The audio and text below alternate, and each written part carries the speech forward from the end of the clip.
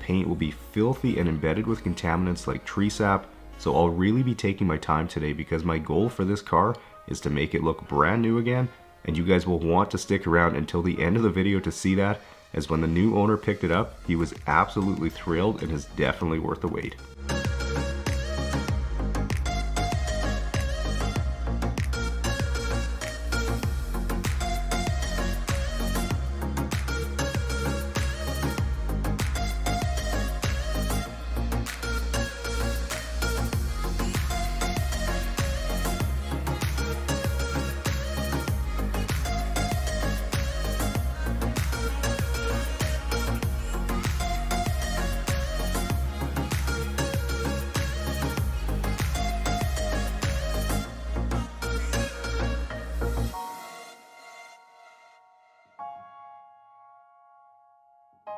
Now as I continue to spray the back off, I'll make sure to spend some time on the crevices as they're full of dirt and debris. But to give you some background on the car, the owner recently picked it up through an auction, pretty cheap obviously, and the story on this car is that it came from one province over in Alberta, and like I said before, it sat outside for nearly a year with all the windows open, though I do think one of them was broken because there's quite a bit of glass inside the car, but how that came to happen is still a bit of a mystery. The owner thought it may have been a repo vehicle the previous owners abandoned somewhere, but either way it's quite the story, and with the vehicle only having 80,000 kilometers or about 50,000 miles on it, there's a lot of life left in this car for the new owner.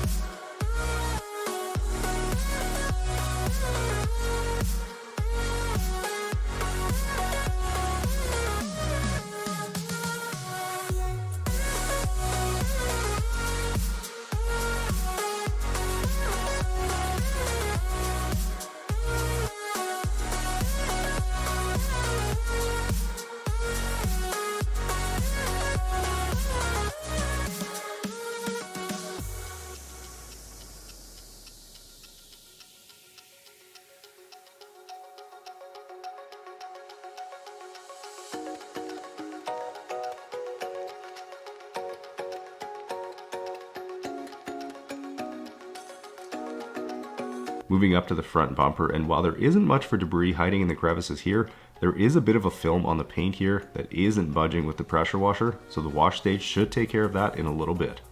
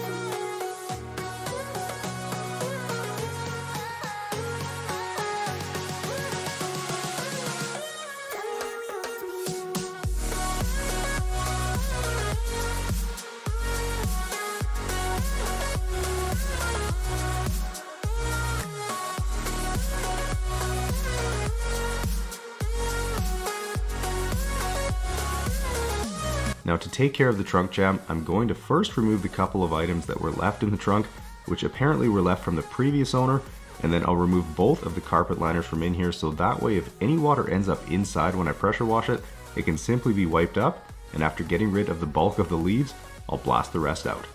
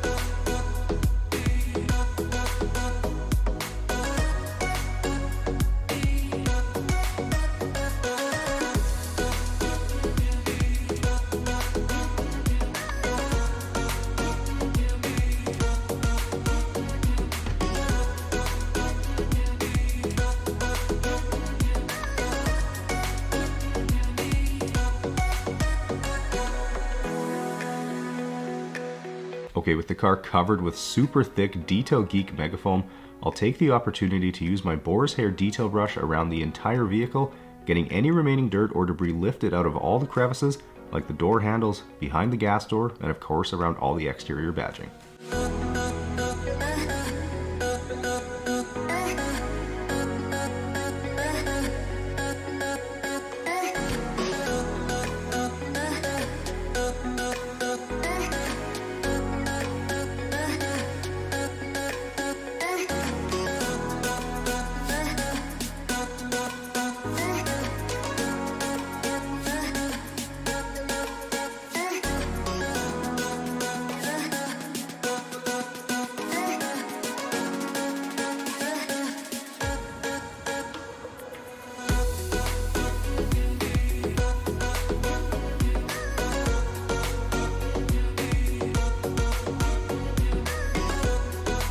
Now, one step that can't be overlooked in this detail is the decontamination of the paint, so that process starts with my Detail Geek iron remover, which is going to dissolve any iron particles that are embedded in the paint, turning purple while it does.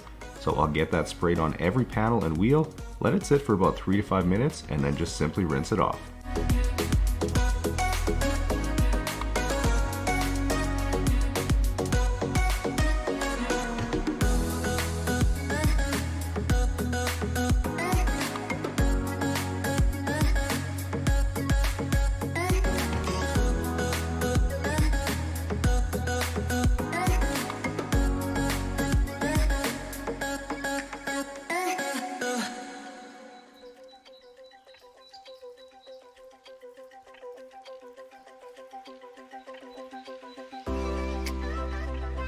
Okay, it's time to move on to the floor mats now, so I'll quickly brush the loose dirt and debris off the 3 mats, and will then get a liberal amount of my carpet solution sprayed onto the mat, and then of course, given how dirty these are, I'm using my medium green drill brush today to agitate, and then I'll simply just blast them clean.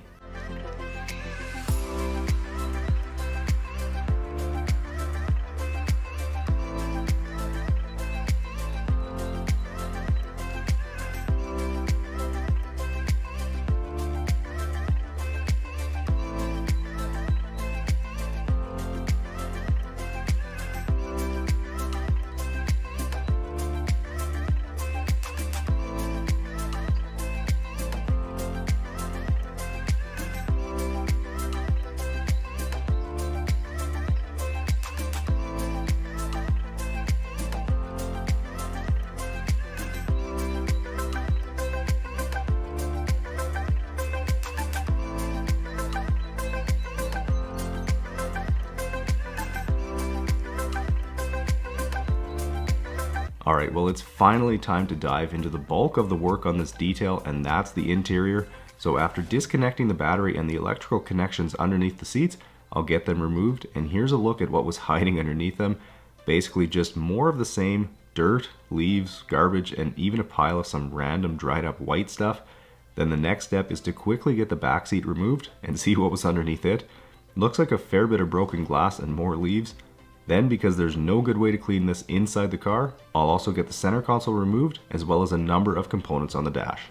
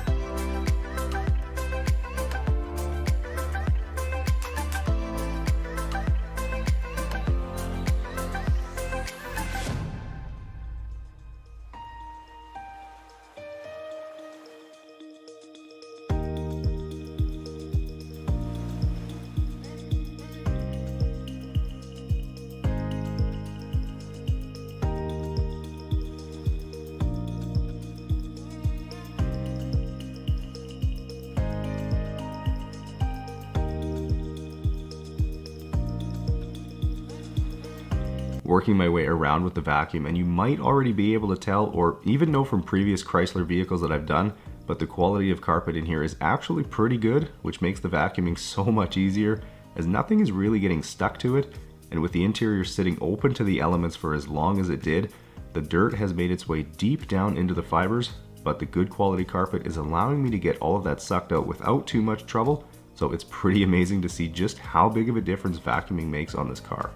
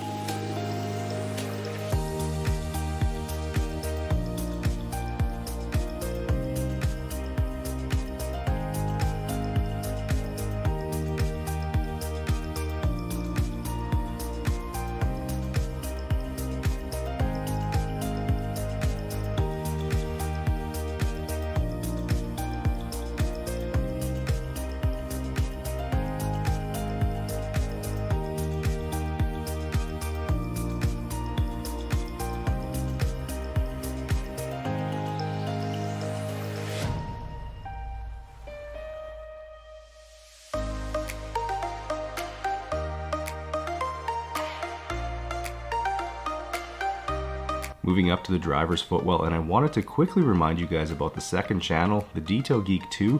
I recently posted a video with a whole bunch of bonus footage from the last several details, including a few quick garage cleanups as well, so if that sounds enjoyable to you, then be sure to check it out. There's also lots of other kinds of videos over there, including the studio build videos, which I'm really enjoying making for you guys.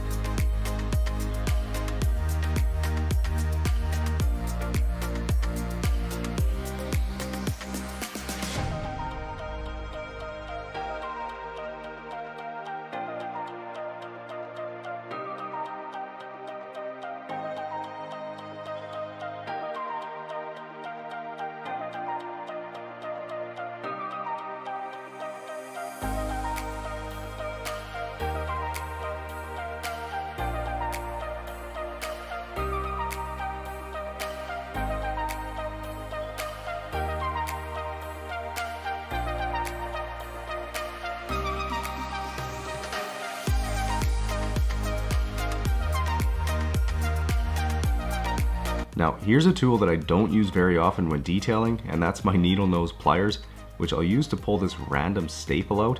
Not sure why that would be there, but to add to the mystery, there were also a bunch more staples all along the rubber weather stripping on the top of the door that I pulled out off camera. The only thing I can think of is that perhaps someone had tried to cover the broken window at some point, but either way, it's still kind of funny.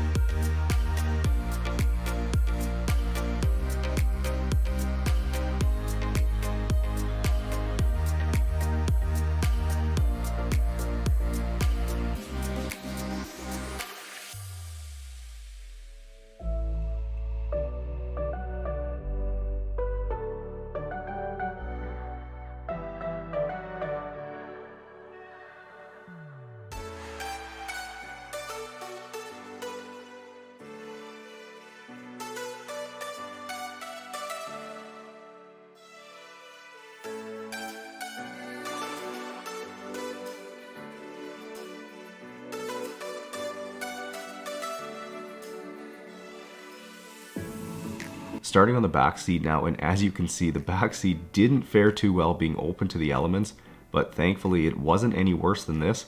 When I heard the vehicle had been abandoned for as long as it was, I was worried there would be moisture issues and potentially mold growing in the car, but after dismantling a good chunk of the interior earlier, I didn't see any signs or evidence of that. Somehow the mess was limited to just dirt and leaves that blew in, although if it was parked under a tree, that would make sense.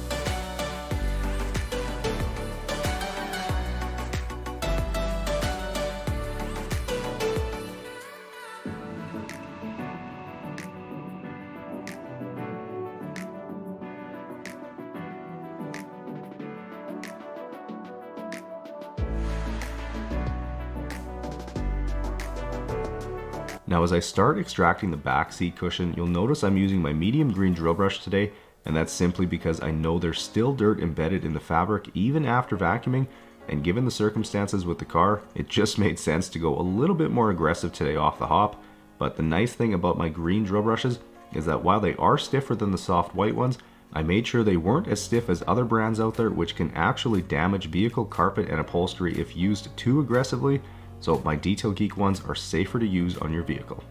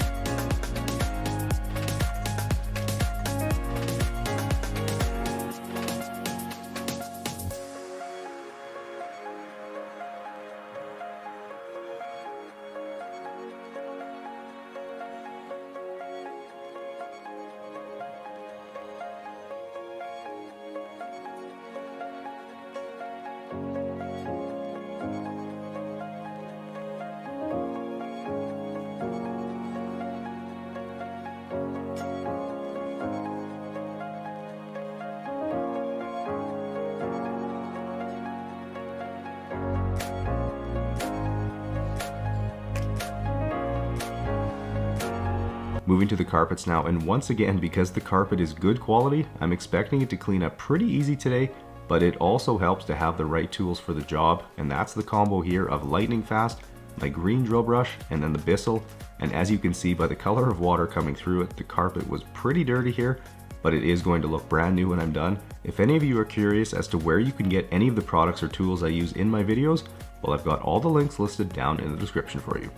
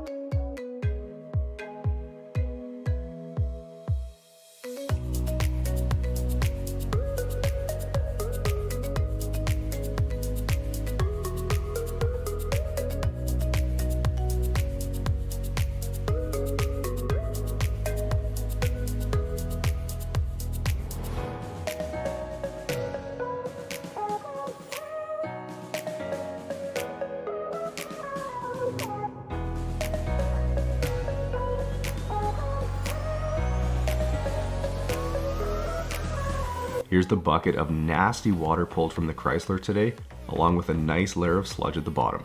Gross.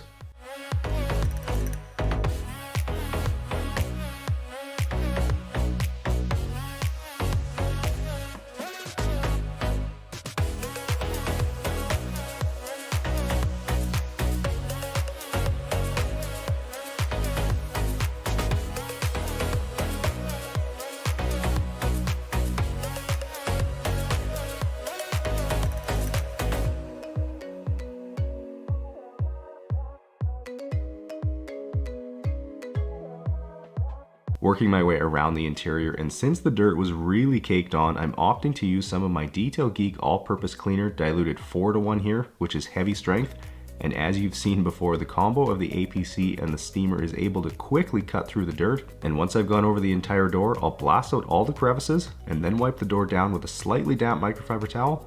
Then I'll grab a separate dry towel and wipe it clean.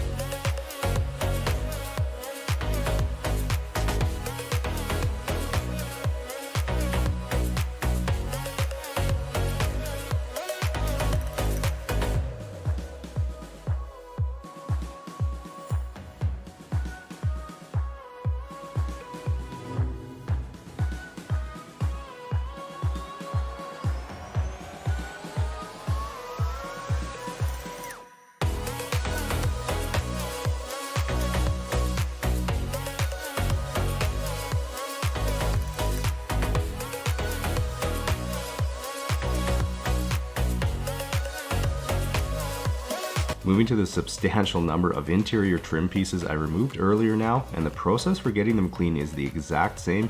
Hit it with APC and the steamer, and even if the piece looks horrendous like some of these do, it only takes a few seconds of work and they'll look brand new again. The steamer is a tool I couldn't detail without, and something I'd highly recommend buying if you enjoy detailing your own vehicle. The McCulloch one I use is very reasonably priced and really high quality too. The link to it is down in the description for you guys if you're interested.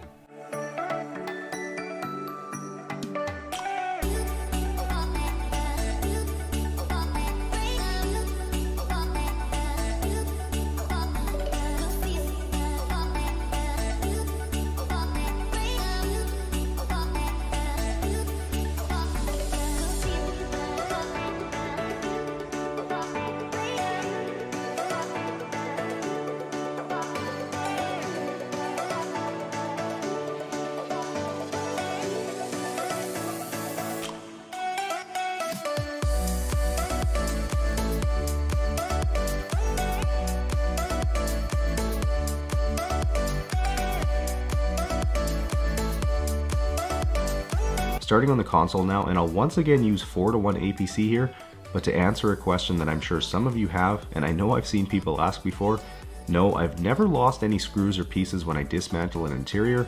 I have a shelf where I set everything, and I'm extremely careful with all the little screws, and I do keep them pretty organized, but I can say there's been a few times where I've forgotten the order in which things need to be put back in, but that usually sorts itself out pretty quick.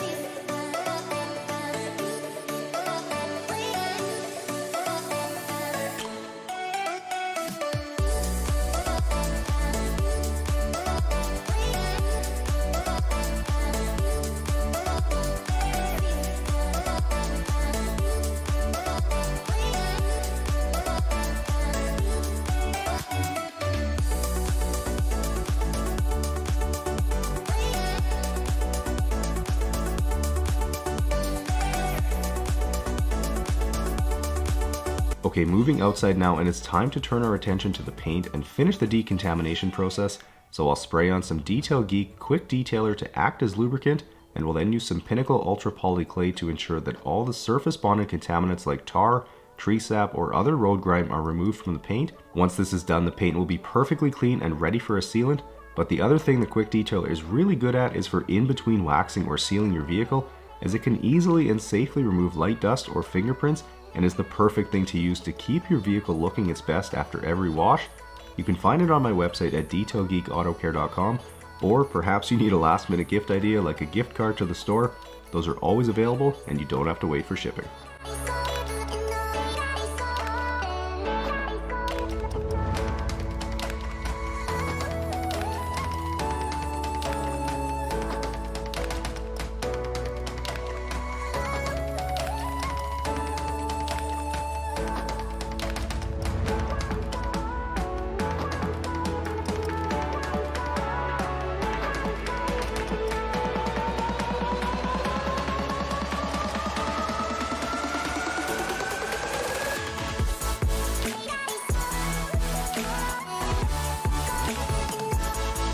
Second last step here is to clean the glass, and I always make sure to roll down the windows a little bit to get the top edge of the glass, which is an area that if you miss, it's guaranteed the customer will see it when they roll through the drive-thru for their coffee the next morning.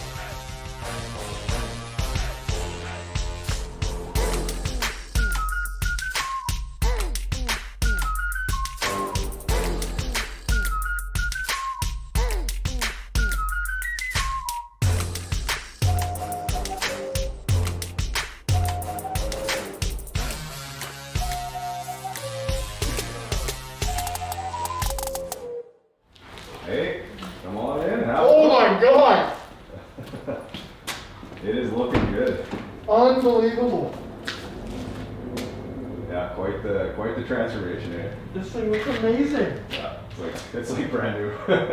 Unreal. Thank you so much. Oh, absolutely. It's my Appreciate pleasure. it. Yeah, no. Wow, I love it. Awesome. Awesome, unreal.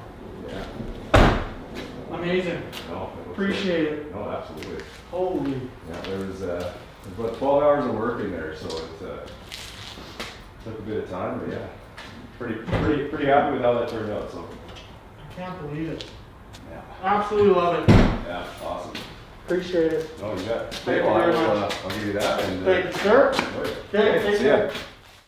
Alright guys, well after 12 hours of intensive work, the factory reset button has been hit on the car and it is looking truly spectacular. I've got a feeling it's going to show up in at least a category or two in the Detail Geek Awards video coming in a few weeks from now. But anyways, if you guys enjoyed this one, please make sure you smash the thumbs up button. Go ahead and share it with a family member or a friend and show them just how gross that vehicle was when I started. Subscribe to the channel if you haven't yet. Enjoy the guitar outro, and I'll see you guys in the next one.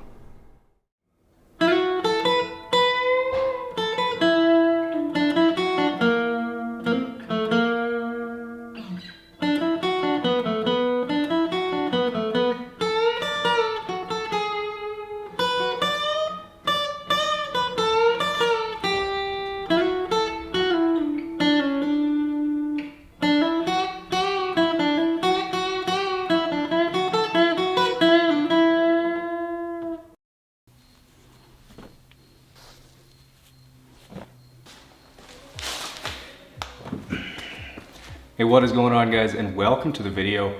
Now the vehicle that I'm sitting in right now is a 2019 Dodge Grand Caravan, and if you guys have been watching the channel for a while, you'd know I've done some pretty disgusting vehicles. Well, this one is right up there with one of the worst. Alright, well before we jump into this epic transformation, I need to show you around the vehicle so you can get a good sense of the absolute disaster that it is. And while the exterior isn't in bad shape, it looks like the van was driven on a freshly paved road recently as it's covered in road tar, but moving inside now and it only gets worse as the mess in here is off the charts. From the empty beer cans to the piles and piles of French fries and other old food and garbage, the horribly dirty carpets and downright nasty cup holders in the back, it's almost hard to grasp just how gross this van is. Even the second row storage bins have turned into garbage cans and are full of old food, and if that's not enough, there's tons of dog hair embedded in the carpets too.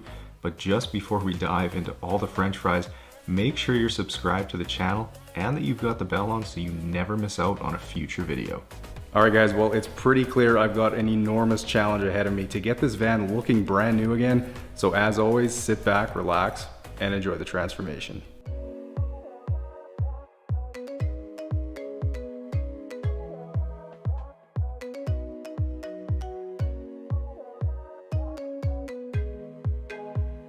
Okay, well getting started on the pre-wash rinse now, and like I mentioned in the opening, the van has a pile of road tar on the rocker panels, doors, and rear bumper, which unfortunately isn't going to budge with the pressure washer right now, so I'll have to take care of that later. And I wanted to let you guys know that besides the incredible transformation this van makes, you will want to stick around until the end of the video, as the owner reaction on this one is pretty epic and one that you do not want to miss.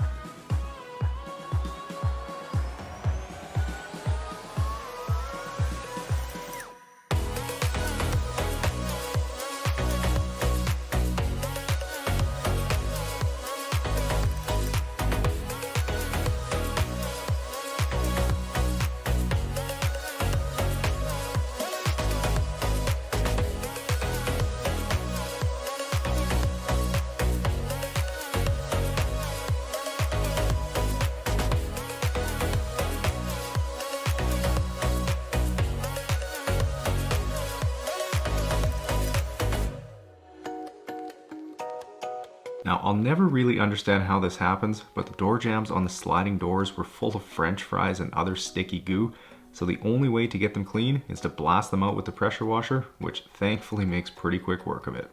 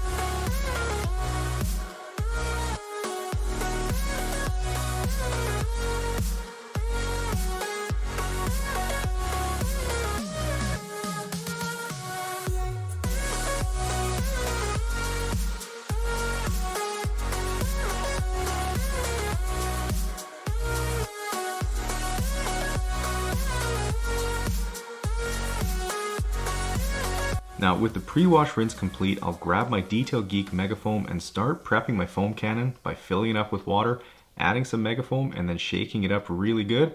Then I'll get my wash bucket prepped, adding about an ounce of my Detail Geek car shampoo, and then just before I start on the wash stage, I'll get the van covered in super thick foam so I can use my detail brush around all the trim and crevices.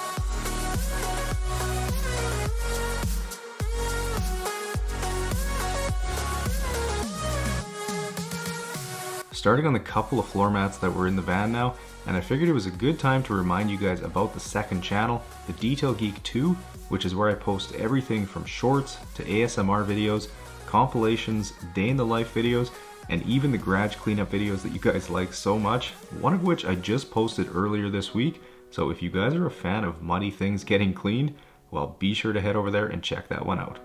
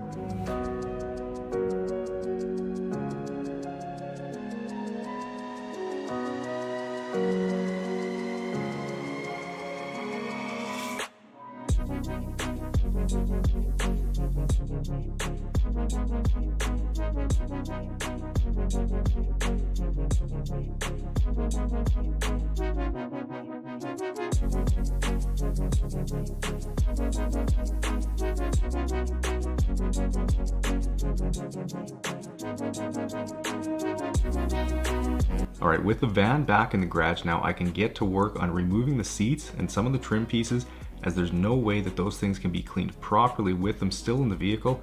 And with them out now, we can get a good look at the absolute carnage that's remaining. So the next step here is to get rid of all the old food and any obvious garbage, set aside any personal belongings, And yeah, if you're curious, I filled the entire garbage bag by the time I was done. And you might also notice that I'm not wearing my respirator right now, and that's simply because the van didn't actually smell all that bad. Now, I don't know if my nose was having an off day or what, but it was nice not needing to wear it right now because it can get pretty sweaty.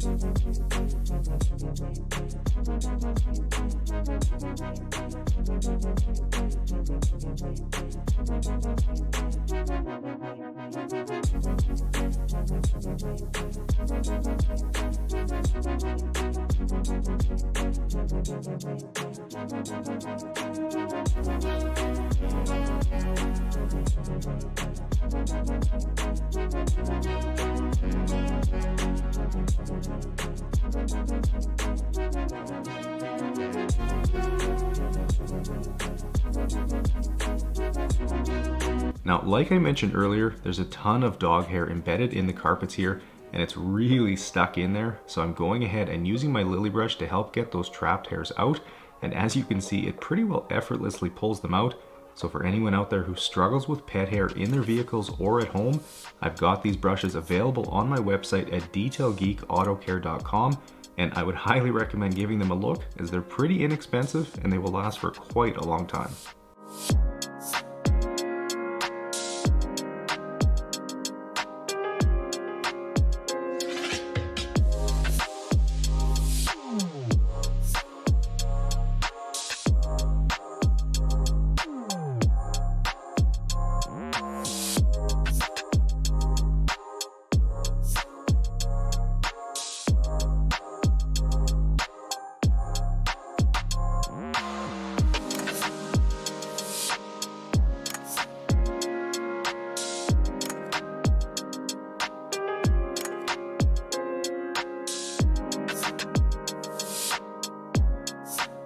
Now, these seat anchor points were some of the grimiest areas in the vehicle, and I honestly don't want to know what this was, but it was glued to the carpet. So hopefully I can get that loosened up with the drill brush later on, but if not, the steamer can easily take care of it too.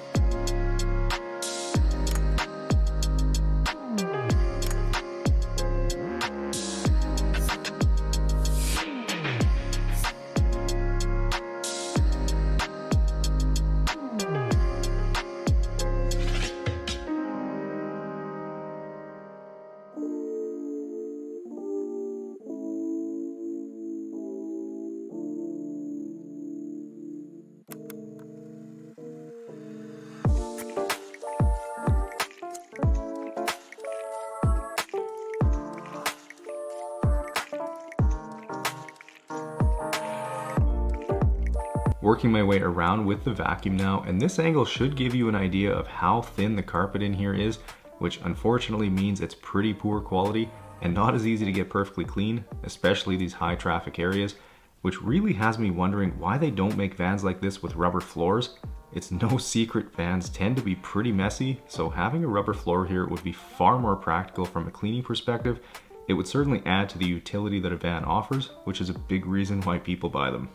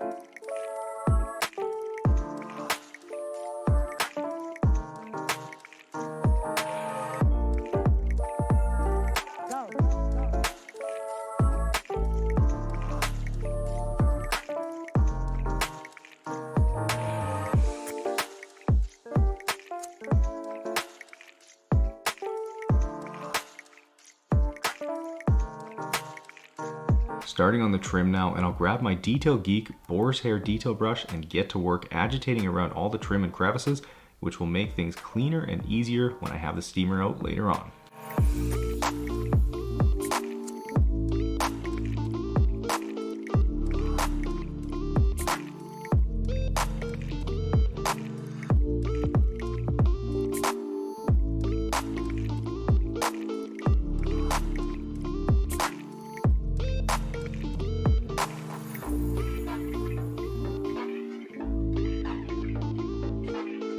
Here's all the French fries, chips, and other gross stuff that my vacuum sucked out of here. Yikes.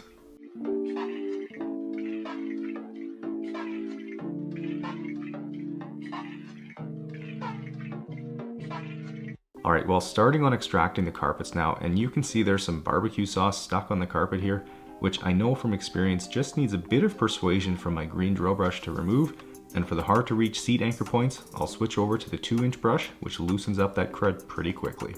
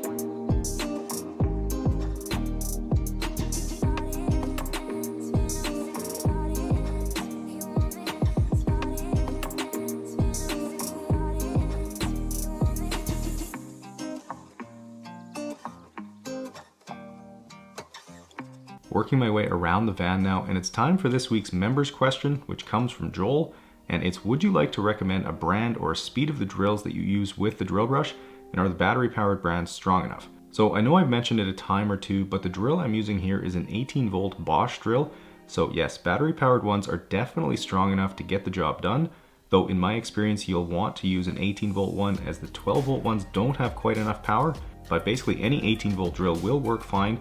The only thing I would say is to never use an impact driver, as you'll likely end up breaking your drill brush, since they're capable of delivering 3 to 4 times more force into the brush.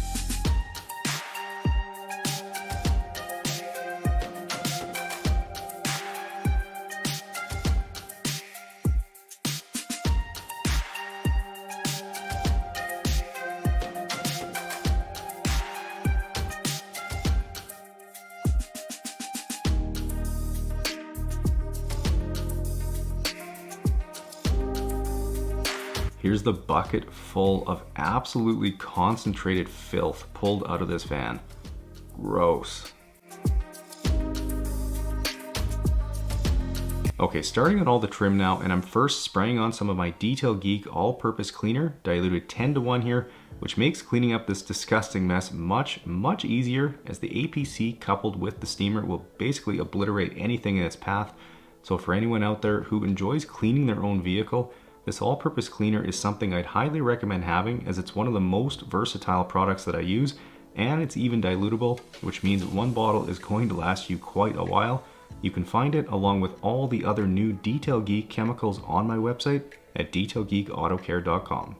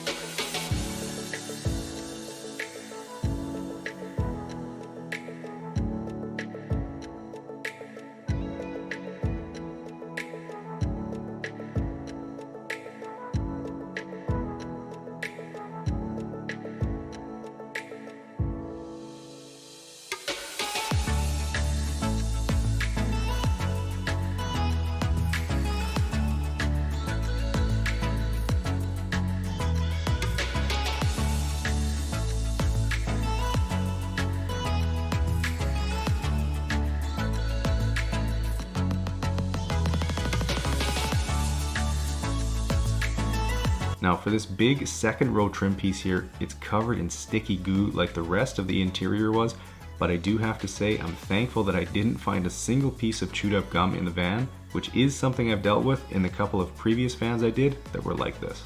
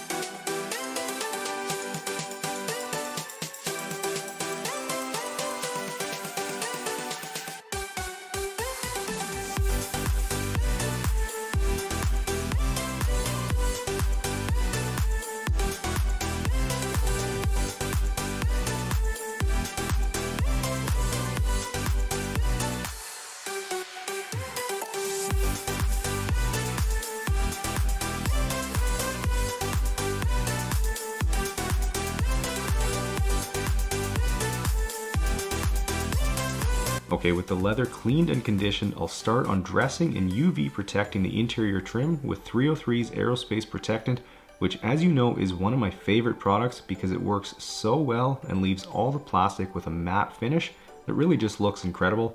So if you haven't picked up a bottle of this stuff yet and tried it for yourself, I'd highly recommend that you do. The link to it is available in the description along with nearly every other product and tool that I use, so be sure to give it a look.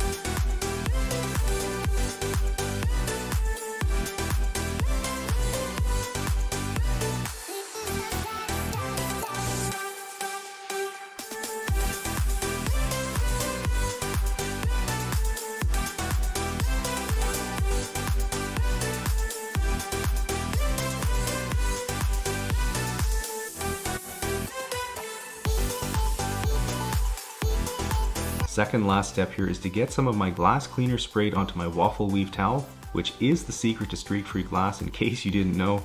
And after wiping the area down, I'll simply just flip my towel for the final wipe, leaving a perfectly clear finish behind every time.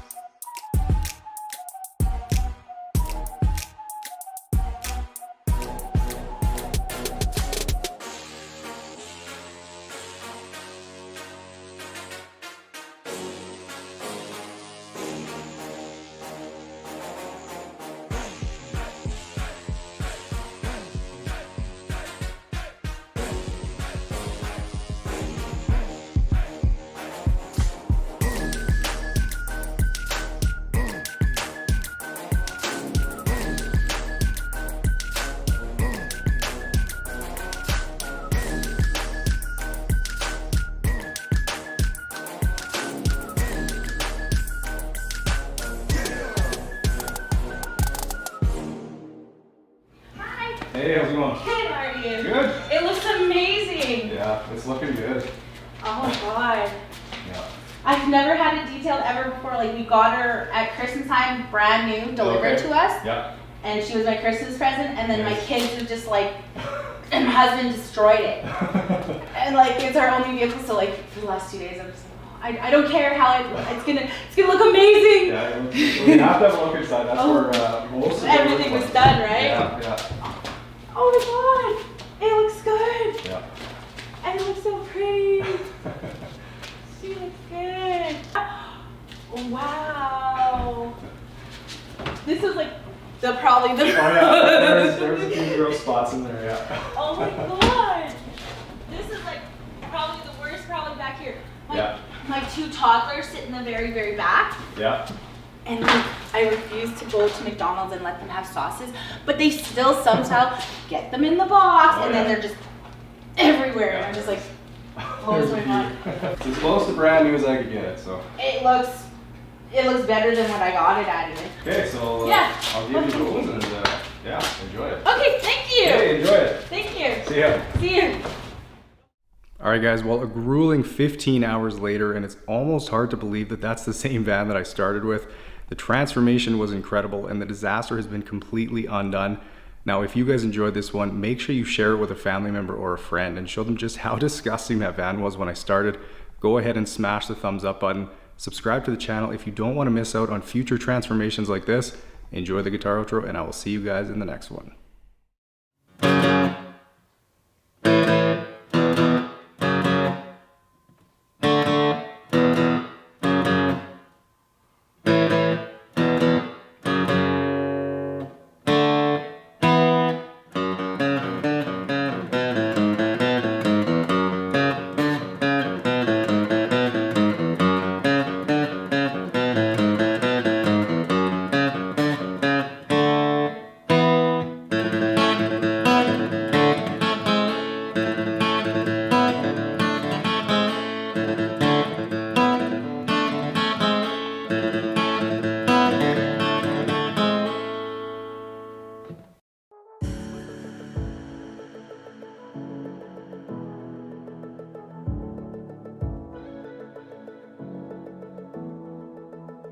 Hey, what's up guys, and welcome to the video.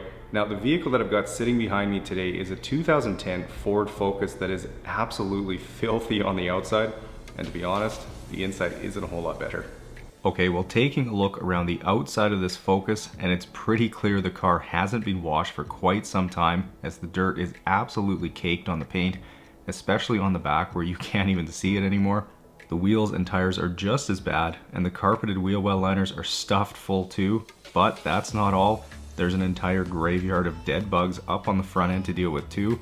Moving inside now, and besides all the dust that's made its way in, there's a bunch of garbage, dirty seats, and even some hay to get cleaned up. But just before we dive in, take a quick second and make sure you're subscribed to the channel and that you've got the bell on so you get notified when new videos go live each week. Okay guys, well, I can't wait to get the pressure washer fired up and to get started on this car. So as always, sit back, relax, and enjoy.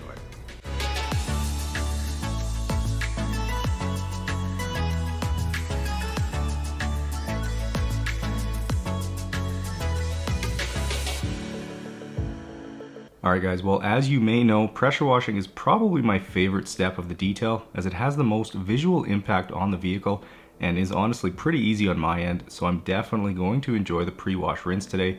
Though as you can see, there's quite a bit of paint flaking off the rocker panels and rust creeping in around this car, so I'll have to be careful in those areas.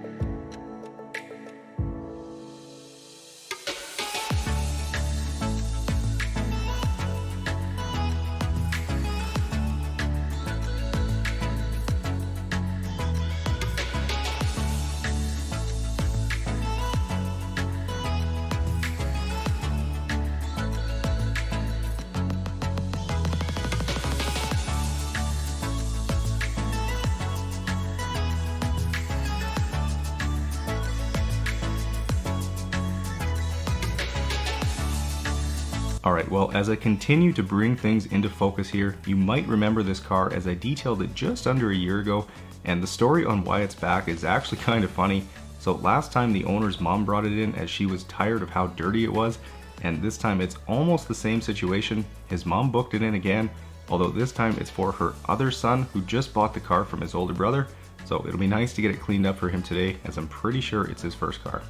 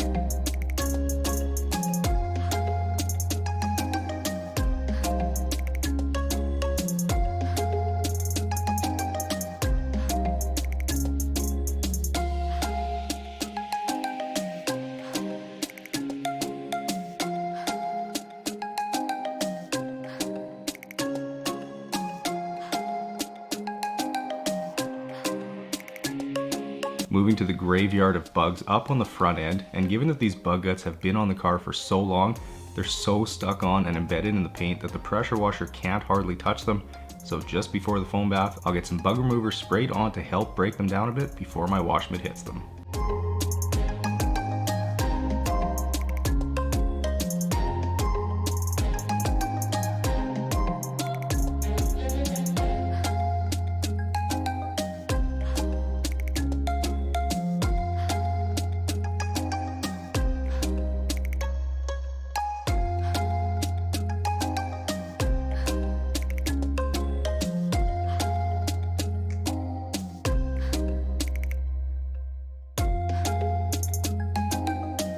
Moving to these super dirty door jambs, and like I always say, the pressure washer is the best tool for the job here, as this really only takes a few minutes to get all the dust sprayed out and to get them nice and clean.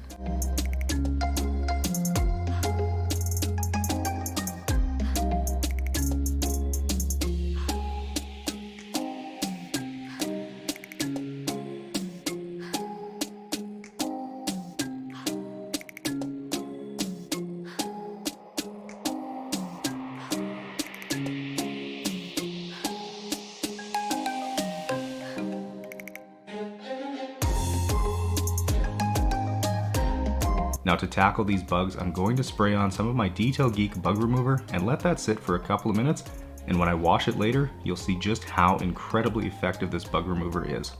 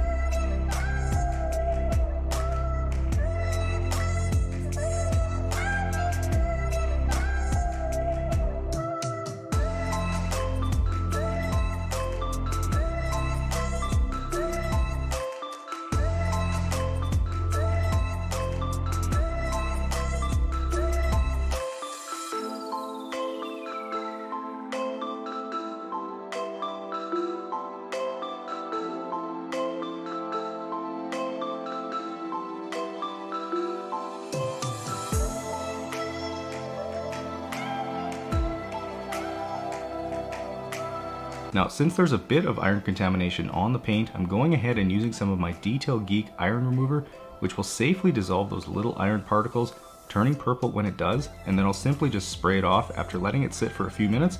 Though it's important to note, you don't ever want to let this dry on the vehicle, and you'll need to use a strong stream of water to rinse it off, as it is a little bit sticky. But if any of you out there have ever noticed tiny little rust spots on your paint, that's iron contamination, and it can be easily dissolved and rinsed away with a product like this. You can find it on my website, where worldwide shipping is available.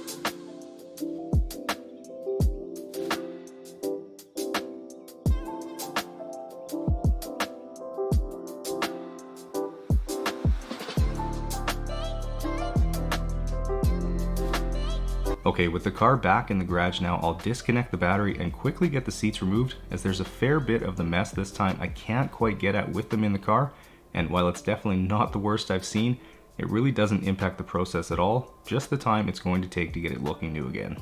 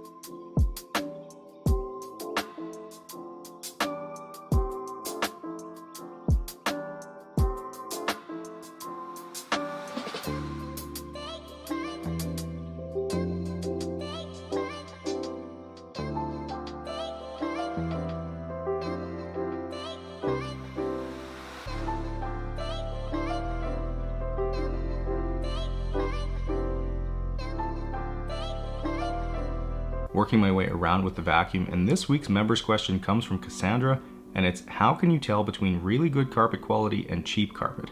So the answer to that question isn't super cut and dry. Generally the nicer carpet has a longer pile and thicker underpadding, and the cheaper stuff is really thin and starts to look less like carpet the cheaper it gets. But that being said, I have seen cases where there's thick underpadding and then super thin carpet on top, or in the case of this Focus, it looks cheap at first glance, but it's surprisingly easy to vacuum as it's got a bit of a longer pile.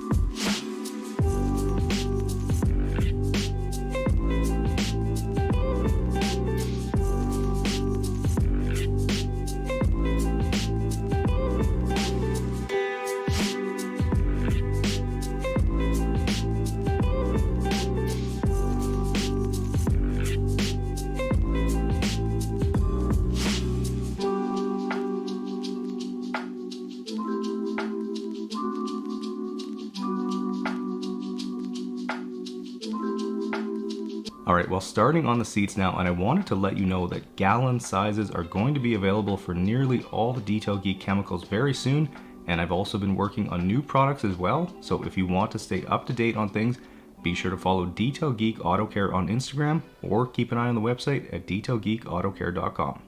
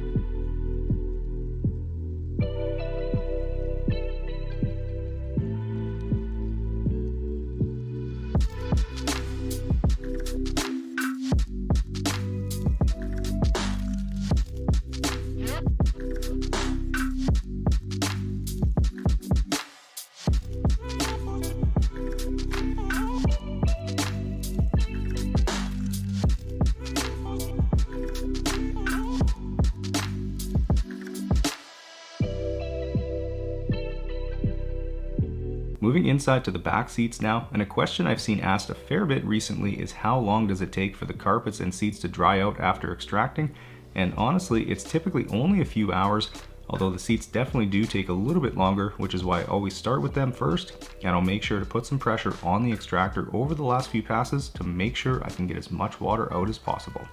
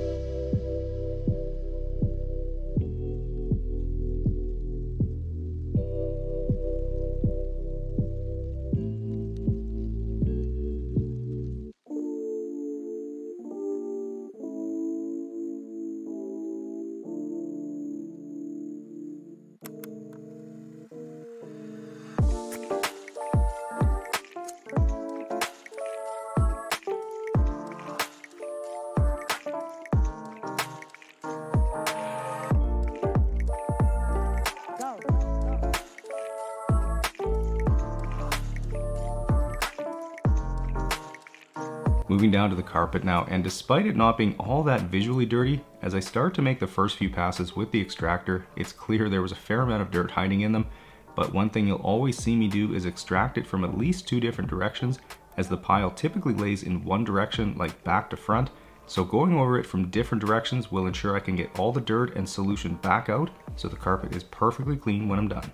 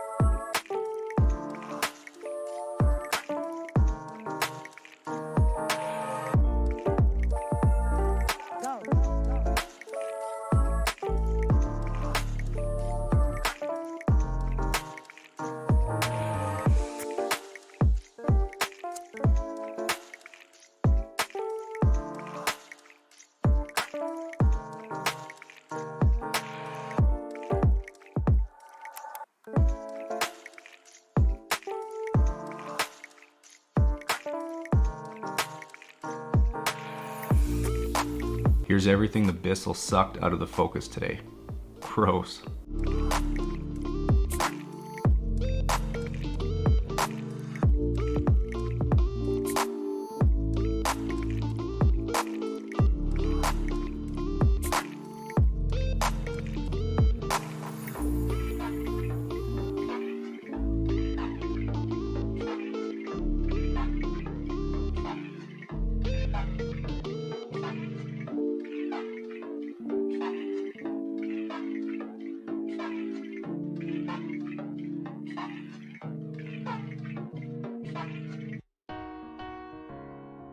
Now, one place the steamer comes in really handy is for down in the vents, as it can pretty easily take care of any built up dirt or dust in there.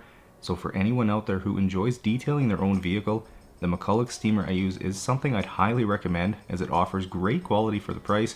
I've been using mine for a couple of years now and it's still going strong, so if you're interested, the link is down in the description for you.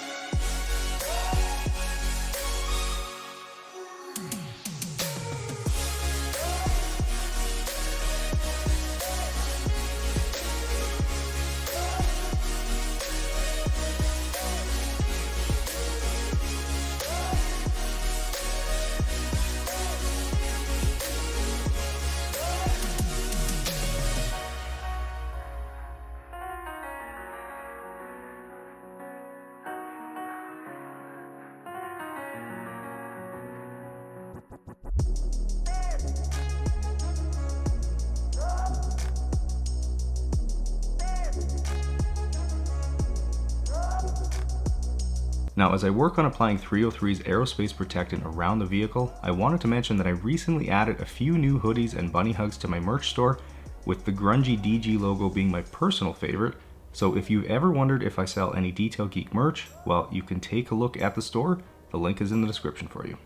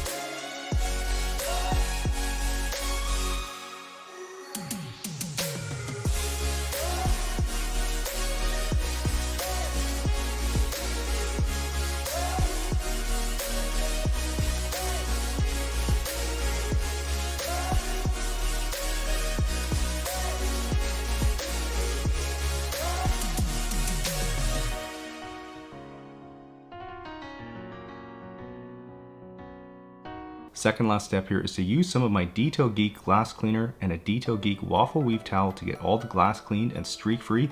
And I wanted to let you know, I recently added a few bundle options to the website, including this glass cleaner bundle, so you can save a little bit by buying them both together. And some of the bundles would be perfect gift ideas too, so make sure to give them a look.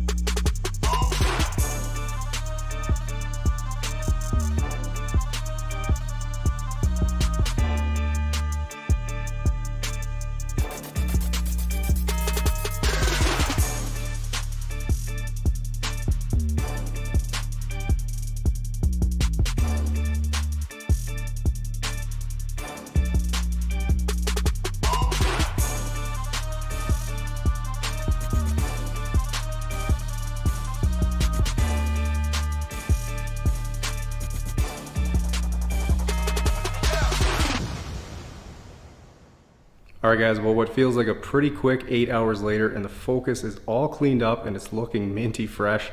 Now I gotta say that was probably one of the easier to detail cars that I've done. Really, it's just the way it's built, just made for a smooth detail today. So if you guys enjoyed this one, make sure you hit the thumbs up button, subscribe to the channel if you haven't yet, enjoy the guitar outro, and I will see you guys in the next one.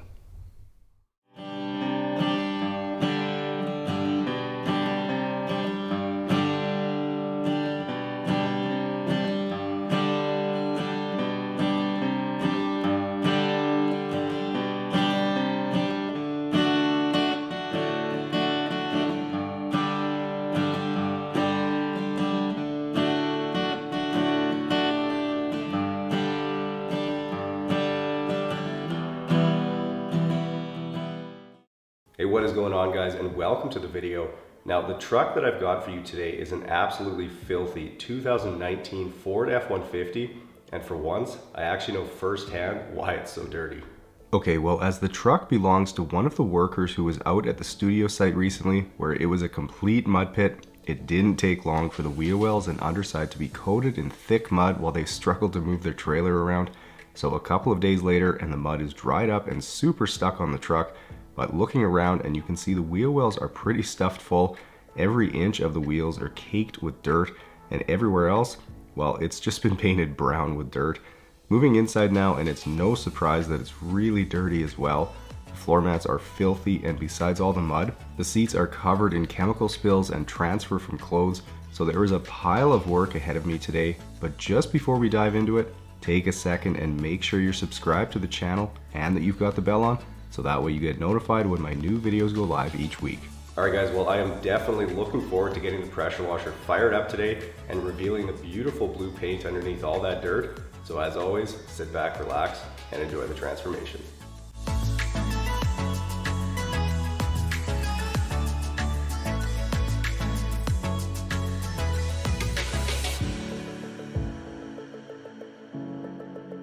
Okay guys, well as I get to work on this truck, I figured I'd let you know that the huge Detail Geek Black Friday sale has officially started. So if you're looking for a deal and to stock up on products, then you should definitely check the sale out at detailgeekautocare.com.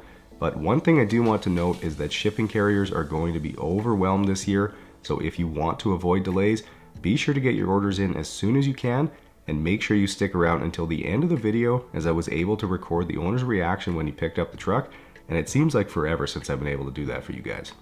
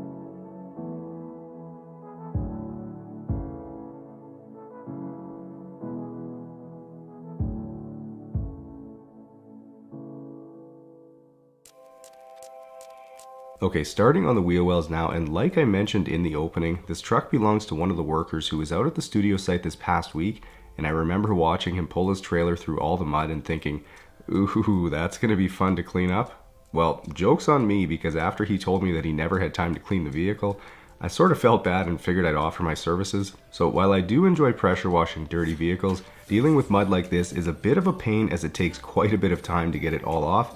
But there's no question the transformation is just that much better at the end.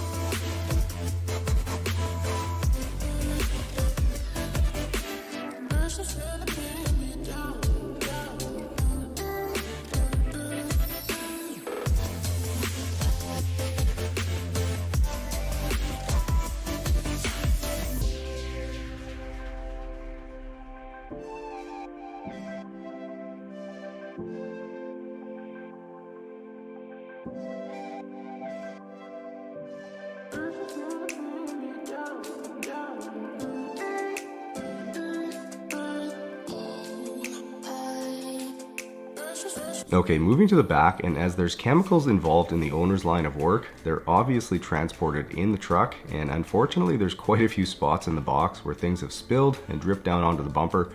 So given that the chemical is basically like glue and hard as a rock, the only way to remove it would be to replace the plastic pieces on the bumper. So while I'd love to get everything looking perfect today, I do understand that sometimes things are just too damaged to look new again.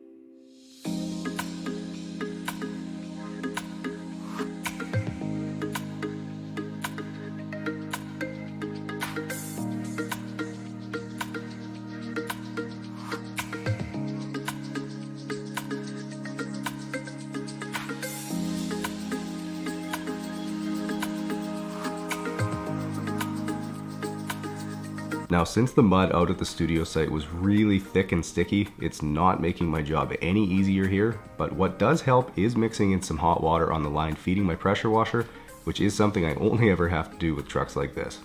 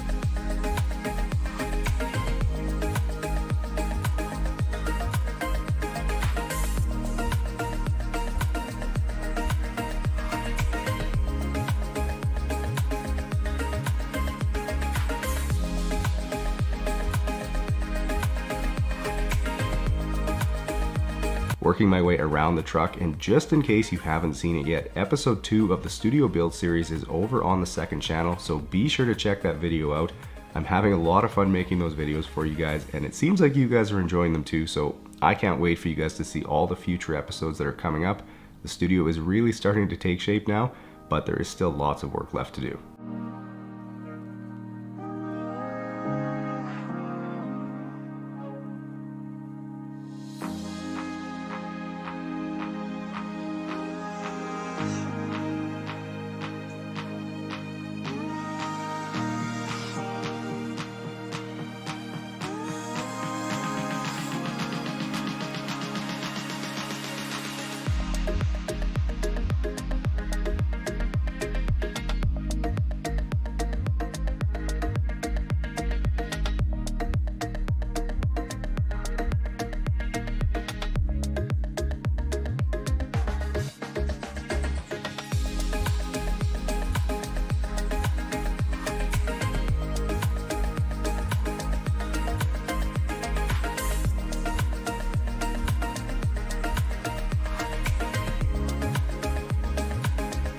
Now, for whatever reason, this F-150 has carpeted liners up in the front wheel wells, which probably triples the amount of time it takes to get them sprayed out, because the mud is able to adhere much better to the rougher surface over a smooth plastic one.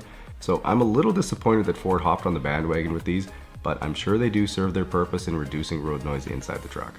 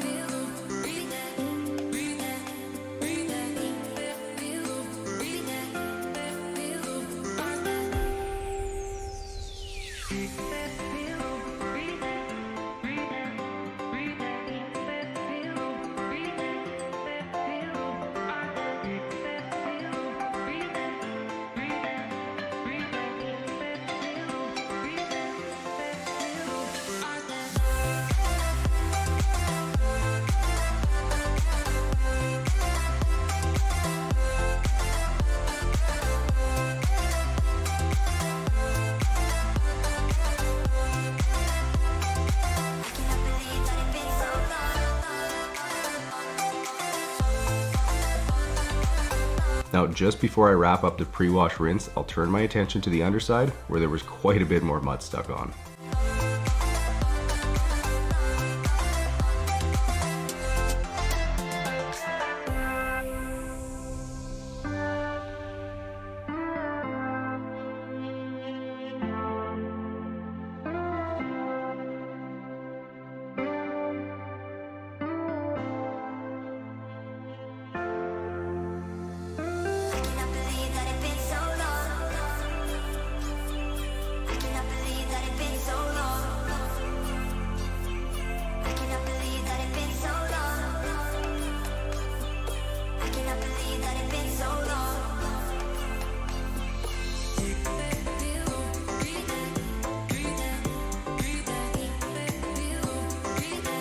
Moving to the wheels, and for that I'll use some of my best selling wheel and tire cleaner, which is available in either 16 ounce or gallon sizes over at detailgeekautocare.com. And what's really great about this stuff is how well it works. It can easily cut through tire blooming, old dressings, and dirt and brake dust on your wheels. Plus it's dilutable up to 2 to 1, so be sure to give it a look if you'd like to keep your wheels looking perfect.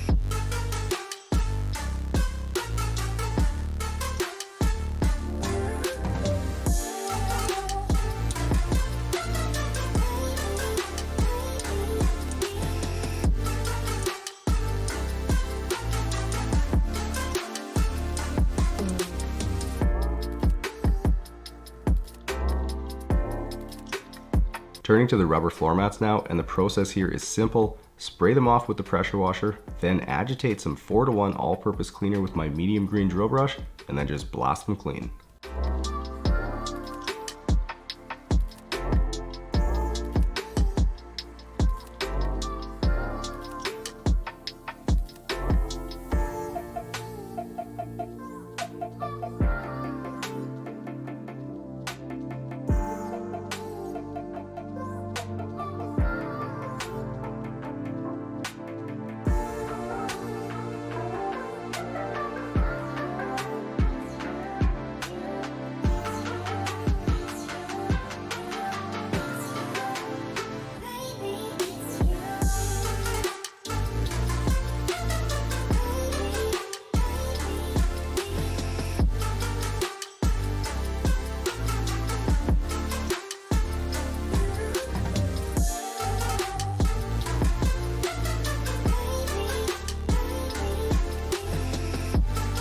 Okay, getting started on vacuuming, and I'll quickly get the seat bolt covers removed just so I've got access everywhere I need.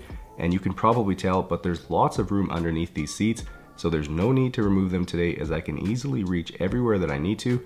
But the rubber floor mats also did a really good job of containing any dirt or mess, so the carpets underneath are in really good shape.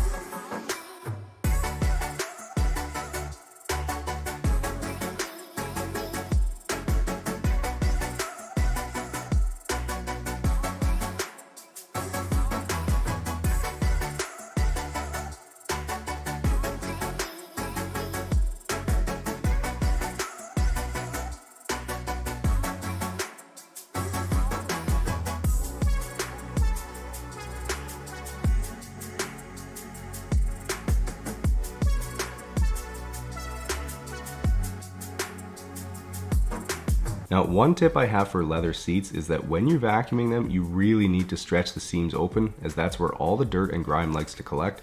There's lots of times when you can look at a seat and it will look clean until you open up those seams, so always make sure to get down in there well, as it will make cleaning them later on much less painful.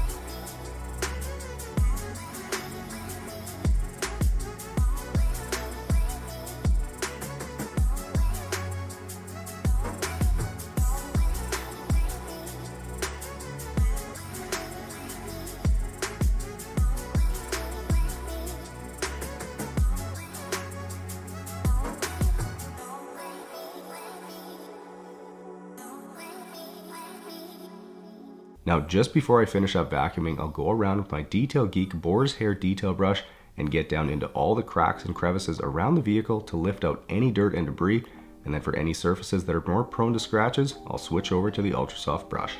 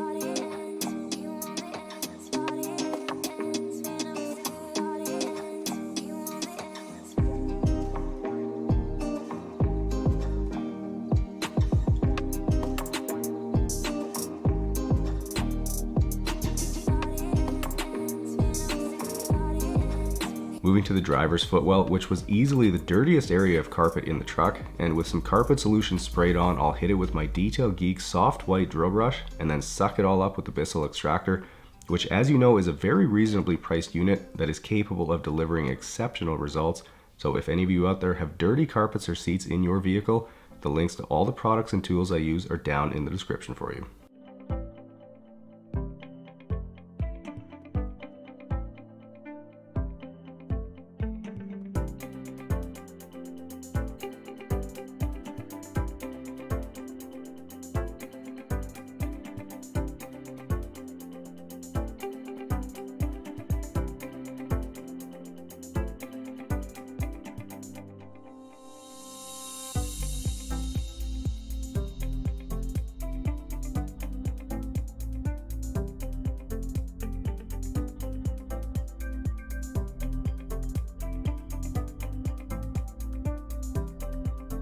Here's all the dirty water pulled from the truck today. Honestly, not as gross as I expected.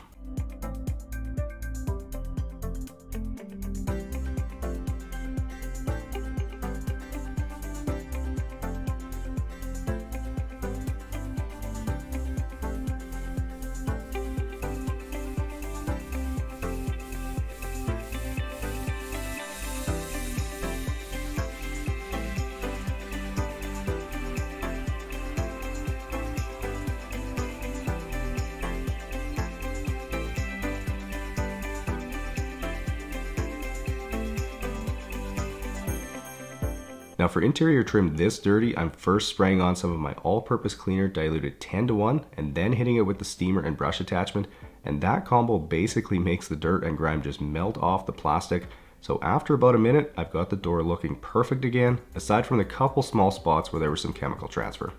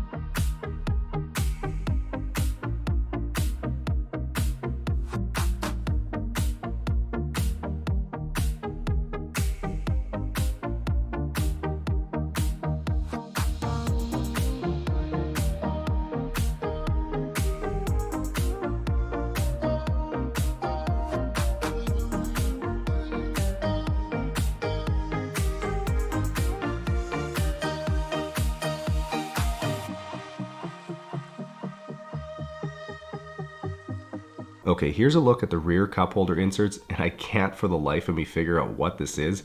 At first I thought it might have been a melted chocolate bar or something, but it was really sticky and the consistency just wasn't right. But either way, it was disgusting, and thankfully I've got the steamer to make quick work of it and get this plastic insert looking brand new again.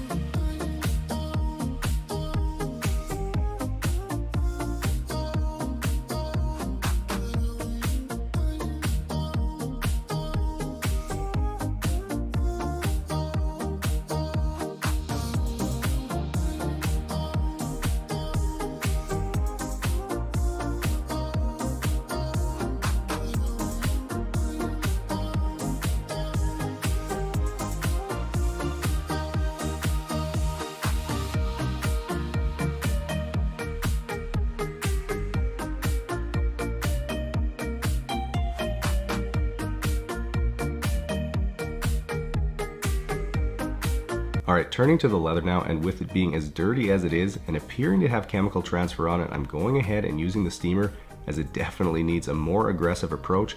So after agitating the cleaner, I'll simply just wipe the seats clean, and once they're all done, I'll apply some conditioner to nourish and revive the leather.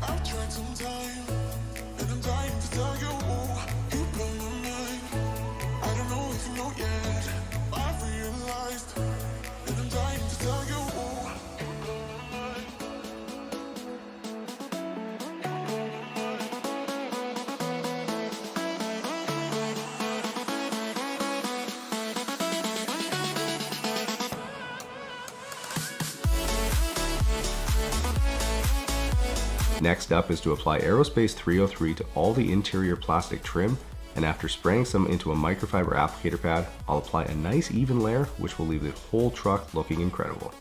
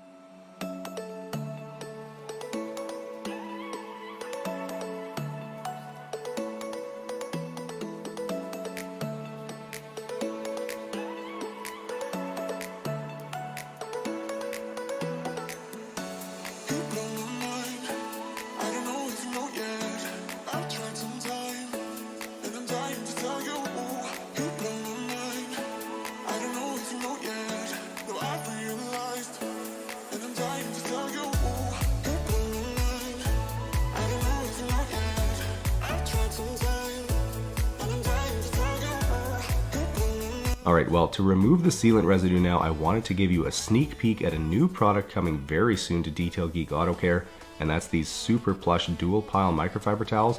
They'll be sold as a 6-pack and at 400 GSM. They're perfect for use on your vehicle's paint as they're super soft and honestly just a really high quality towel.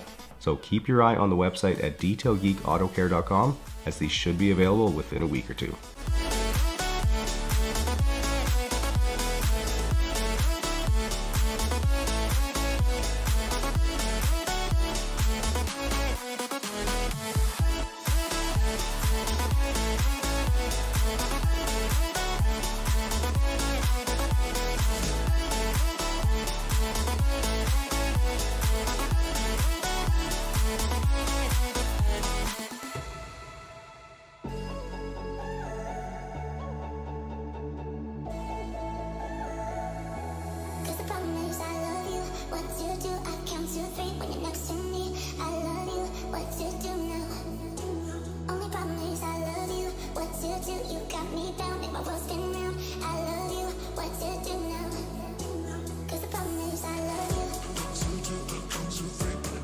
Last step on the truck now is to apply some CarPro Pearl diluted roughly 1:1 to the tires, which will leave them with a deep matte black finish when it dries.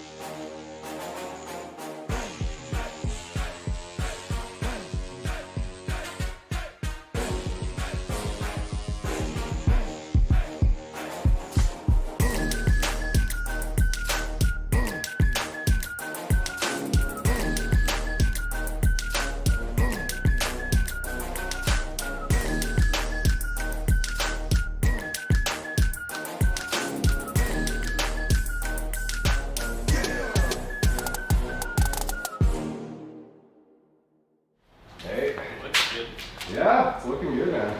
I don't think I've ever seen a queen. Yeah, she was pretty dirty, so. This stuff, we do this stuff on there that's like permanently on here. Oh, I know. Yeah. Yeah, it looks real good. Yeah.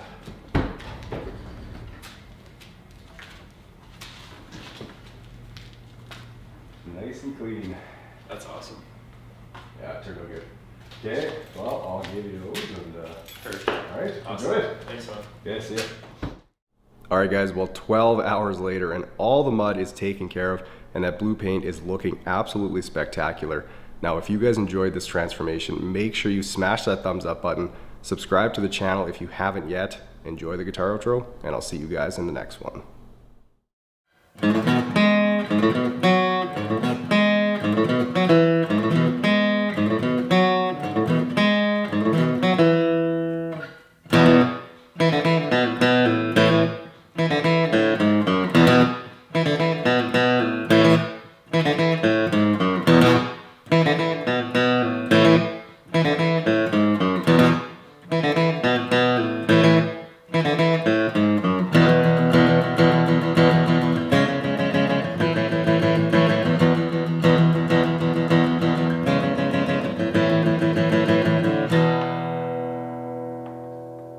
Hey, what's up guys, and welcome to the video.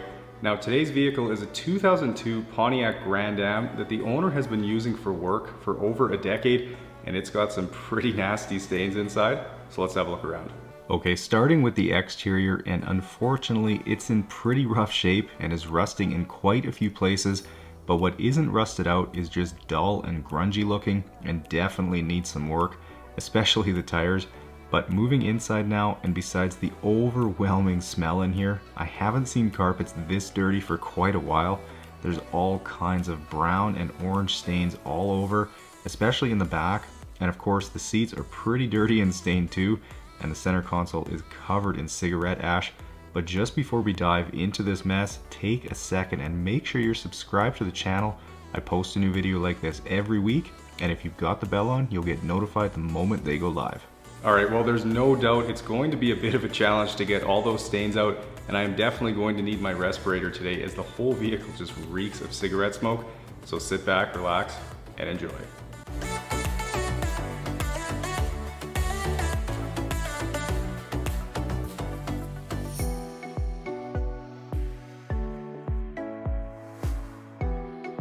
Alright, well, just before I get started, I'm going ahead and running the ozone machine to try and knock down some of the smoke smell, and I'll run it again when I'm done the detail, but starting on pressure washing now, and like you saw in the opening, there's a number of spots on the car where the body panels are rusting, so I'm going to need to be extra careful around those today so I don't make them any worse.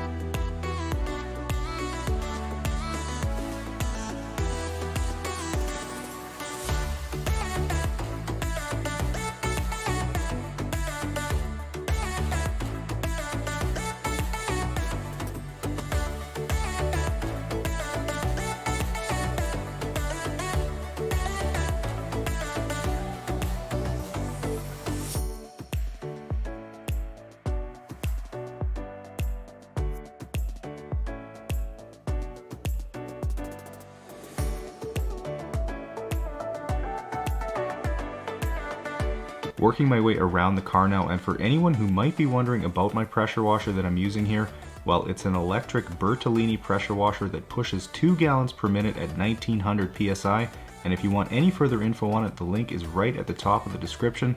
And for anyone wondering about my pressure washer wand, well, I got that at Princess Auto here in Canada.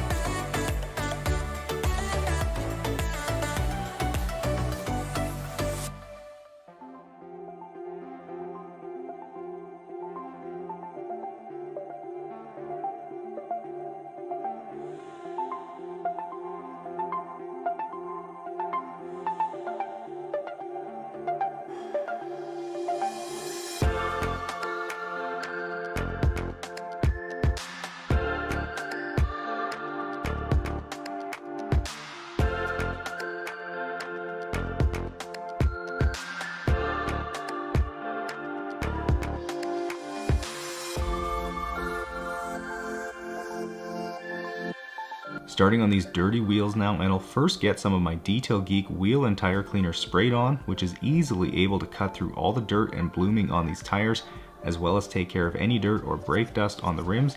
So if you're looking for a powerful all-in-one wheel cleaner, well, look no further. You can find this on my website at detailgeekautocare.com, and it's also dilutable up to 2-to-1, so if your wheels are only lightly dirty, you can dilute it down a bit and make your bottle last 3 times as long.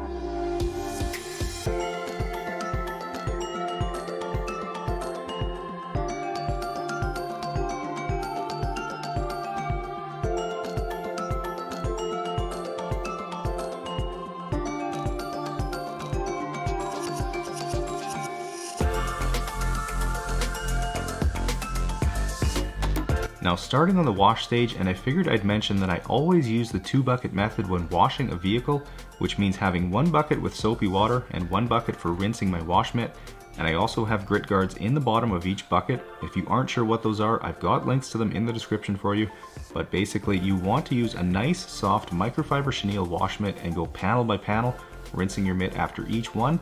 Of course, washing the vehicle top down, and if you follow those steps, you will greatly reduce the chance of instilling any swirl marks in the paint. And if you're thinking, but why bother when the vehicle is already beat up and rusty like this one is? Well, quite simply, it's because I treat every vehicle I detail as if it was my own, and since I aim to deliver perfection with my details, I couldn't possibly do that if I didn't approach it with that mentality.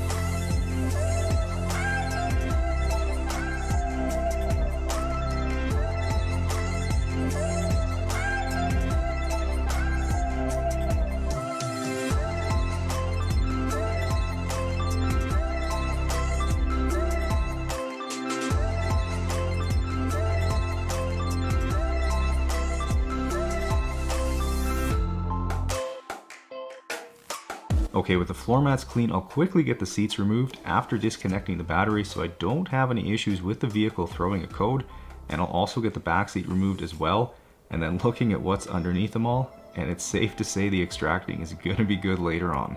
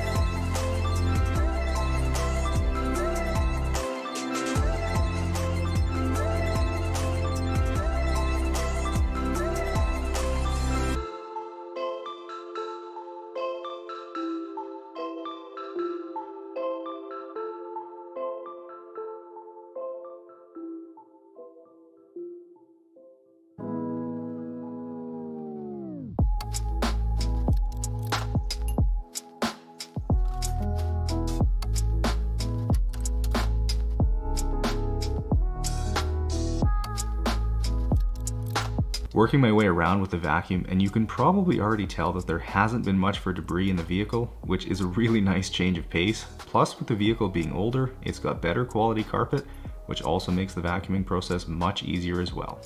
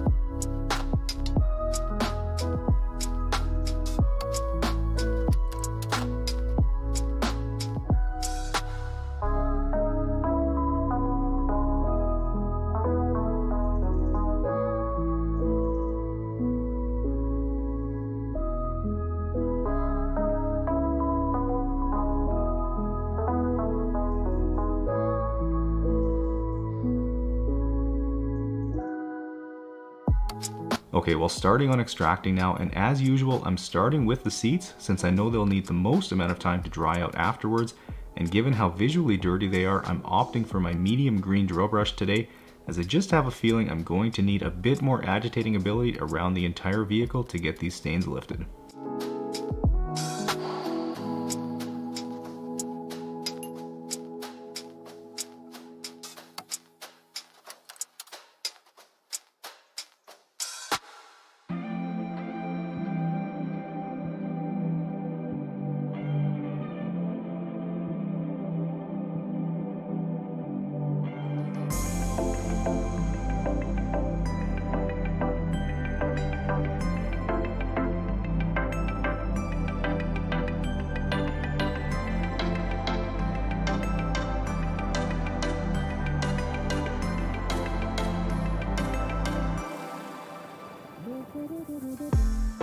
Now, given the color of the seats, it was a little hard to tell if they were perfectly clean yet, so I'm going ahead and repeating the entire process, and I'll carefully watch the color of the water coming through the Bissell, and once I see it coming through clear, that's when I know the seats are clean and I can move on to the next section.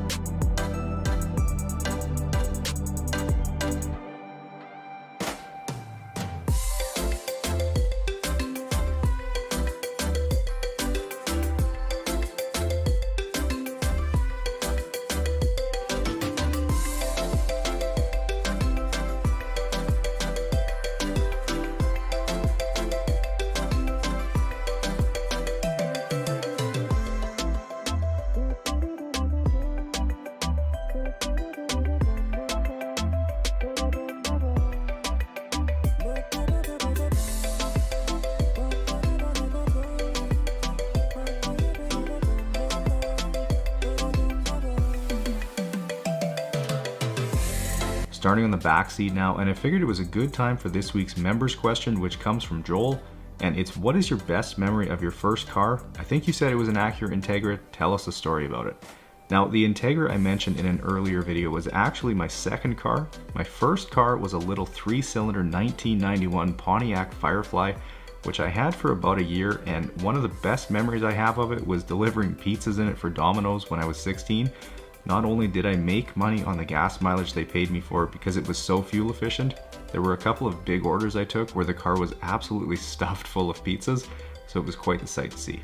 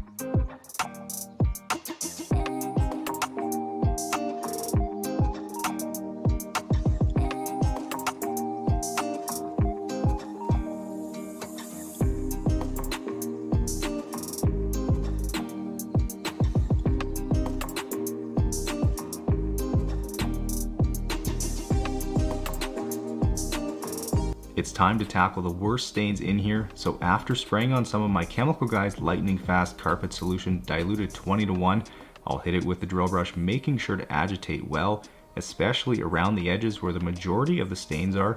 And as I make the first few passes with the extractor, it's clear that whatever this stain is pretty firmly stuck in there.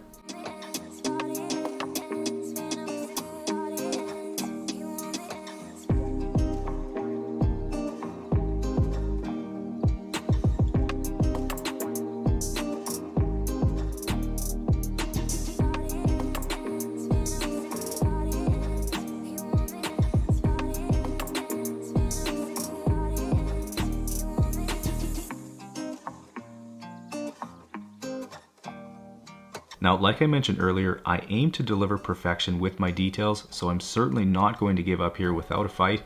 I'll go ahead and repeat the process again, but even after agitating, I can tell I'm reaching the limit on how much of this I can remove, as the solution barely changed color, and what's coming through the extractor is pretty light. So while I always try to leave a vehicle looking perfect, there are occasions where I have to accept that perfection just isn't possible. Although I always give a stain everything I have, and that includes using a different stain remover like Folex and hitting it with the steamer later on like I did here.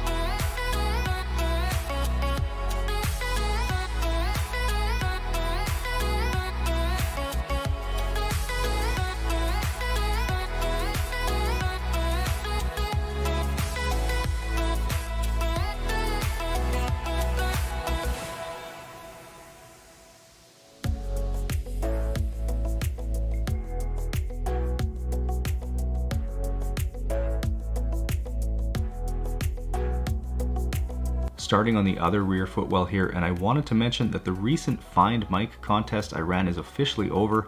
I announced the winner on the community post from a few weeks back, as well as gave gift cards to a couple of runner-ups as well, but I did want to extend a thank you to everyone who took the time to send in a list. It was greatly appreciated, and if you happen to be a fan of Mike, well, you can now sit back, relax, and enjoy an entire playlist of all the videos he's got cameos in. He says it's the best playlist on YouTube.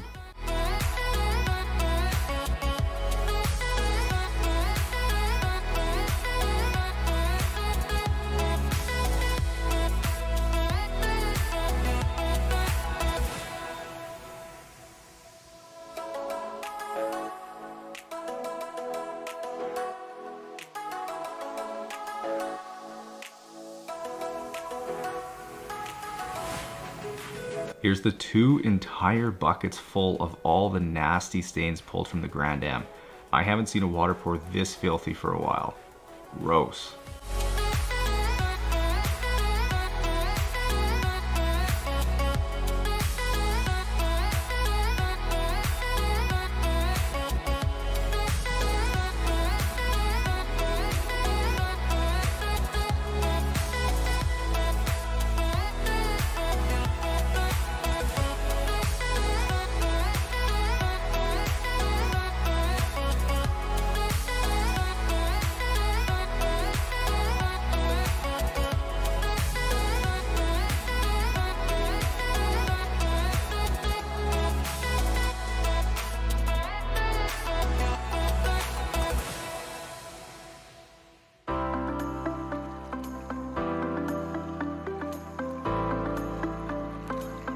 Moving to the console, and after spraying on some Detail Geek APC diluted 10:1, I'll blast everything with the steamer, which is going to make quick work of all the grime, especially down in the crevices where it could be hard to reach. The steam basically just blasts everything out, so if any of you are in the market for one of the best tools a detailer can have, well, I've got the link to it down in the description, so feel free to give it a look. Not only can it be used for your vehicle, it also comes with a mop attachment for steam cleaning floors in your house, so it's incredibly versatile.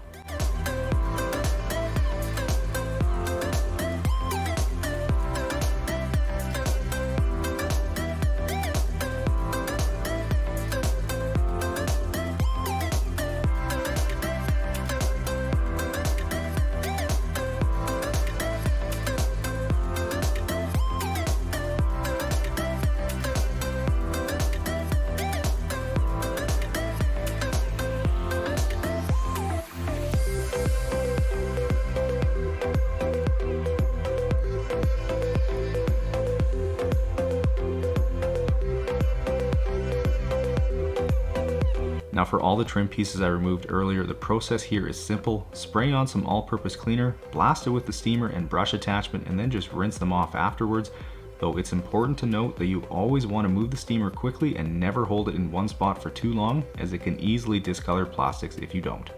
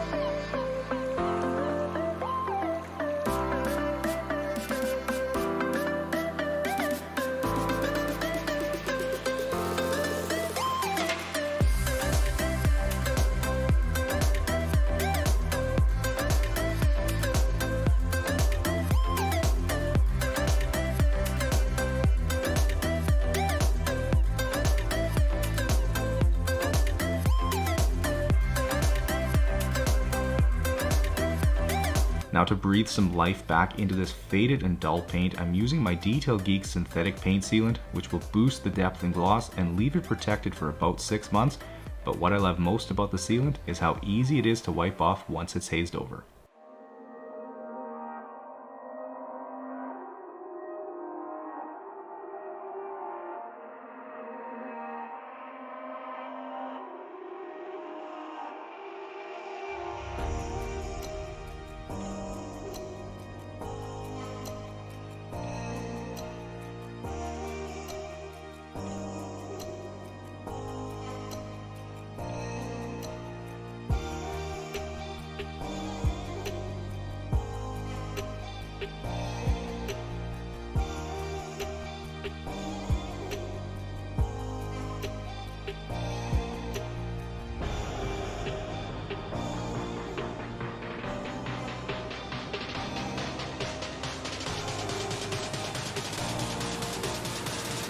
Last step here is to dress the tires, and for that I'm using CarPro Pearl diluted about 2:1.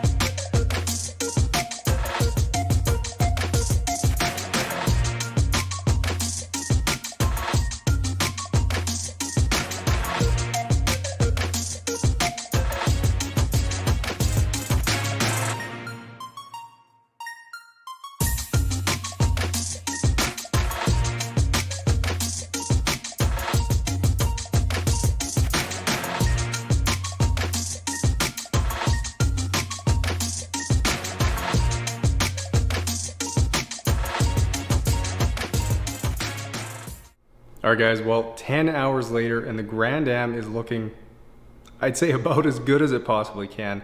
And it sure is nice to get that respirator off because, oh man, that car was smelly. Now if you guys enjoyed this one, please make sure you smash the thumbs up button.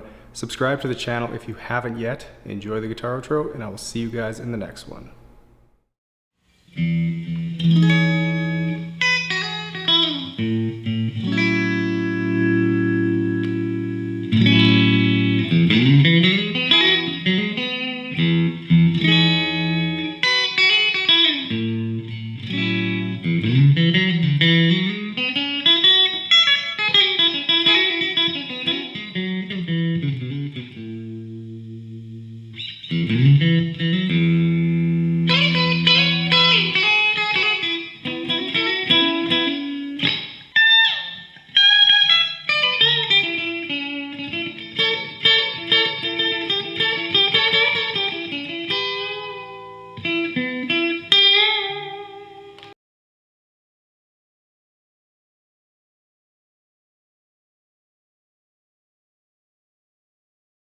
Hey, what's going on guys, and welcome to the video. Now today's vehicle is a 2013 Chevy Cruze, and when you guys see the inside of this thing, your jaws are going to hit the floor. Alright, well just before I show you the monumental mess on the inside, we'll take a quick look around the exterior, and what I'm seeing here is a vehicle that hasn't been washed for quite a while, as the paint is looking dull and grungy, and the front end has been hammered with bugs probably all summer long. But that is nothing compared to what I found inside this car. My mouth fell open when I laid eyes on this disaster. There's literally yellow powder everywhere you look, but if you thought that was bad, take a look in the back seat. I don't even have words for this, and honestly don't know how this happened, but there's dog food and hair covering the seats and carpet, and if you think that's bad, the trunk is even worse. But just before I dive into this epic disaster, make sure you're subscribed to the channel so you never miss out on a future video. I post a new one like this every week, and if you've got the bell on, you'll get notified when they go live.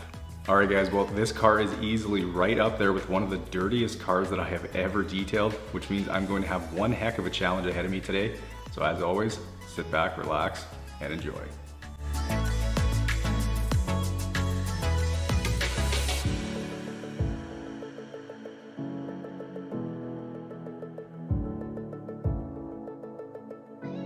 Okay guys, well while I start on the pre-wash rinse here, I wanted to let you know that episode 1 of the Studio Build series is now live over on the second channel, the Detail Geek 2.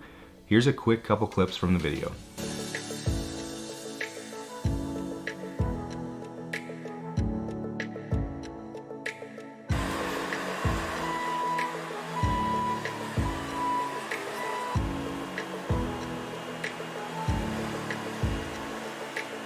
And just on the other side of that wall, I've got a massive 1,500 gallon holding tank. As you may know, I'm going to be documenting the entire process of constructing the new studio for you from start to finish, and trust me when I say this, it's going to be incredibly cool to see, so make sure you check out that video right after this one.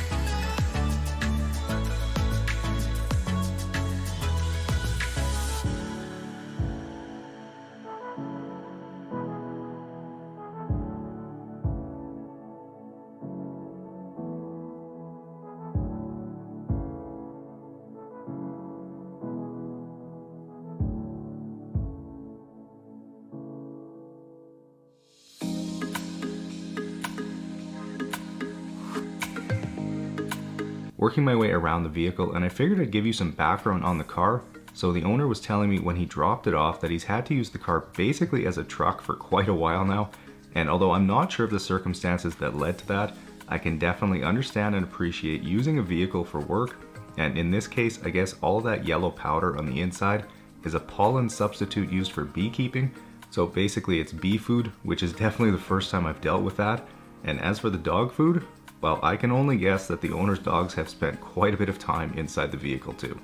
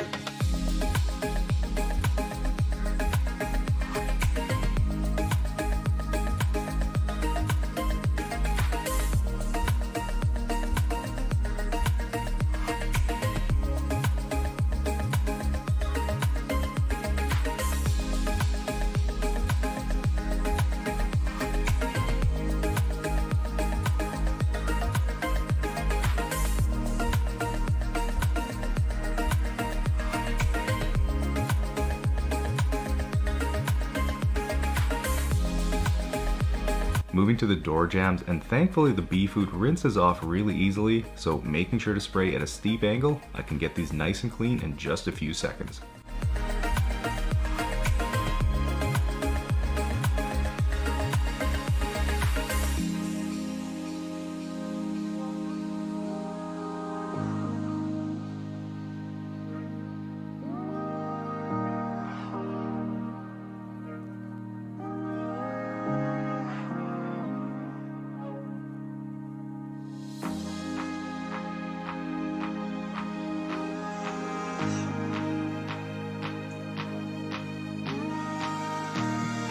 Okay, with the wheels clean now, I'll start prepping my wash bucket, first adding about an ounce or two of my Detail Geek car shampoo, and then filling it up with warm water, and then once that's full, I'll prep my foam cannon by first filling it nearly full with water, then I'll add a few ounces of the mega foam, give it a good shake, and it'll be ready to go. But just before I foam the car, I'm going to spray on some of my bug remover on the front end to help dissolve what's left of all those bug guts, and these bugs will easily come off during the wash stage.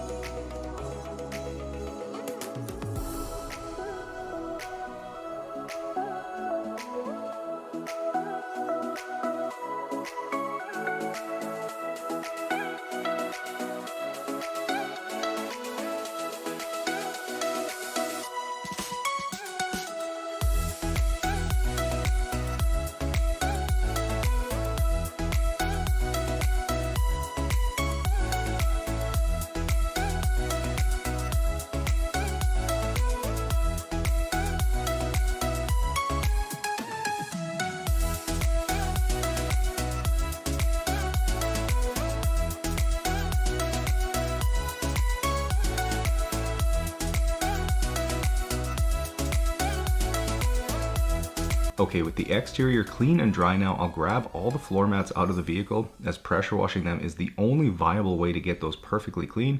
and with so much debris and dog kibble on them, I'll quickly shake and brush off what I can and then get to work with the pressure washer.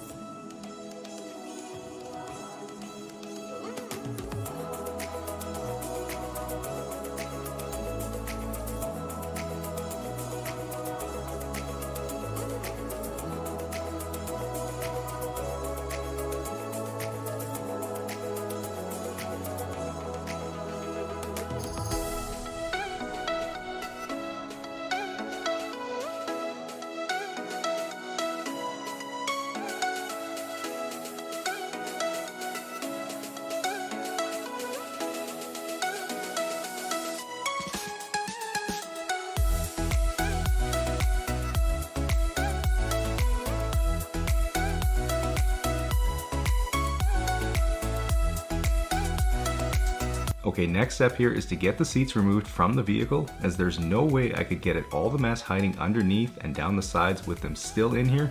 And taking a look at it all, there's just a whole bunch more dog hair, garbage, and a mountain of loose change on the driver's door side. Then I'll also get the trunk emptied out so I can remove the liner and pressure wash that too.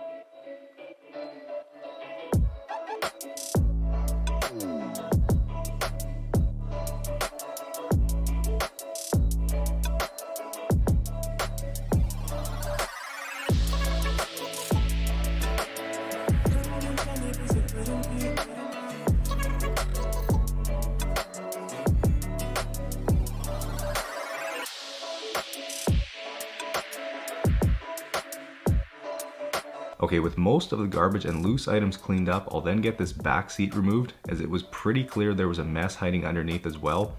And taking a look, and my suspicions were confirmed, as there's a bunch more hair and kibble, and even a big pile of white sugar.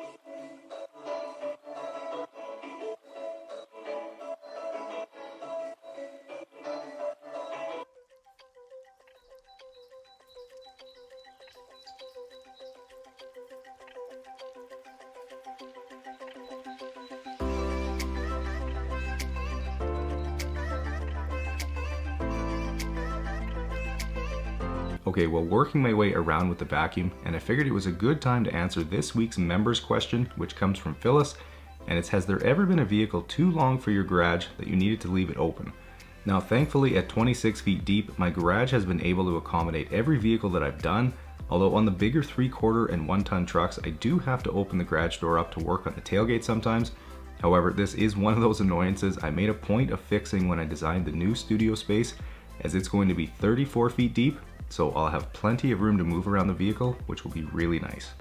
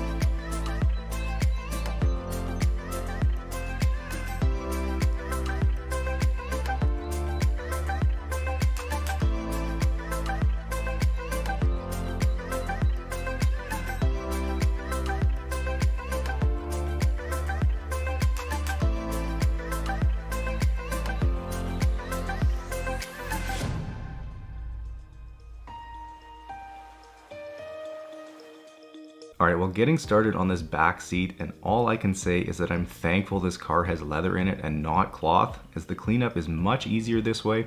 So I'll get the majority of this stuff sucked up and then focus on stretching out the seams to get the rest. And I can also already tell that I will need to use the steamer on all the leather today, as there's quite a bit of dirt and grime really stuck on.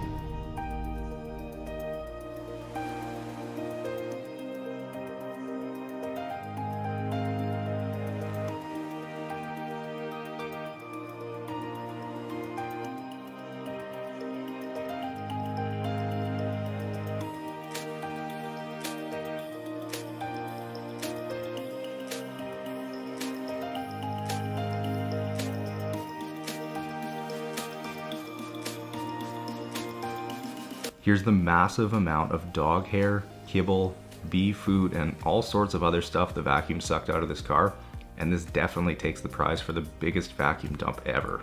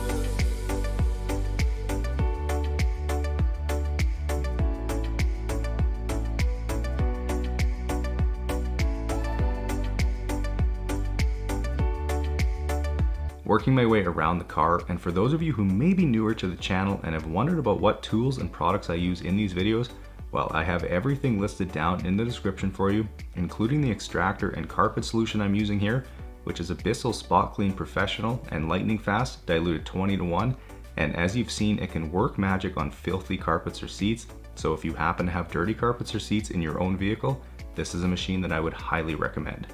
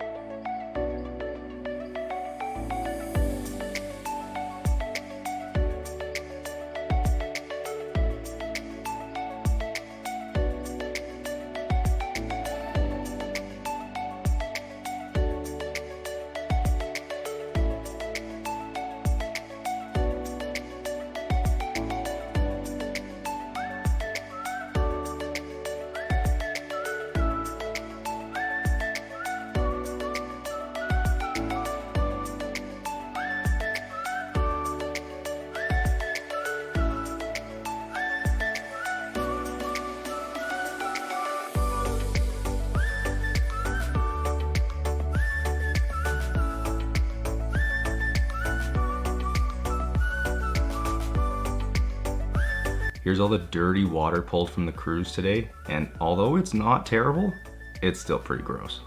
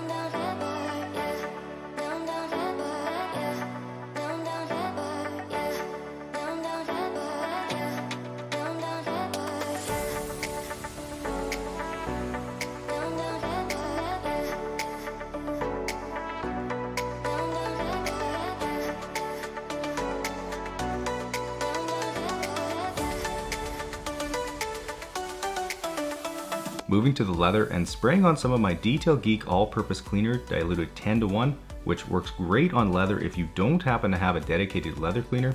I'll hit it with the steamer and brush attachment, which will basically melt off all of that stuck on grime, and then I'll simply wipe it clean with a microfiber towel.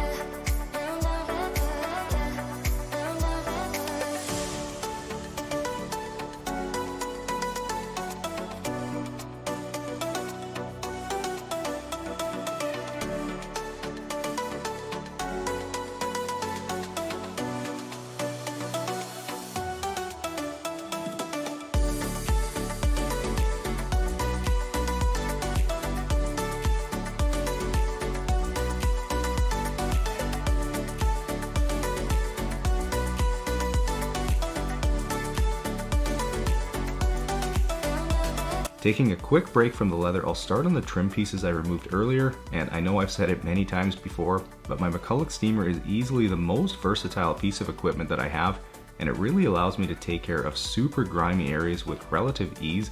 So if any of you are in the market for a steamer, I'd highly recommend the McCulloch MC1375. I have the link for you down in the description, and not only is it great for vehicles, you can also use this around your house too.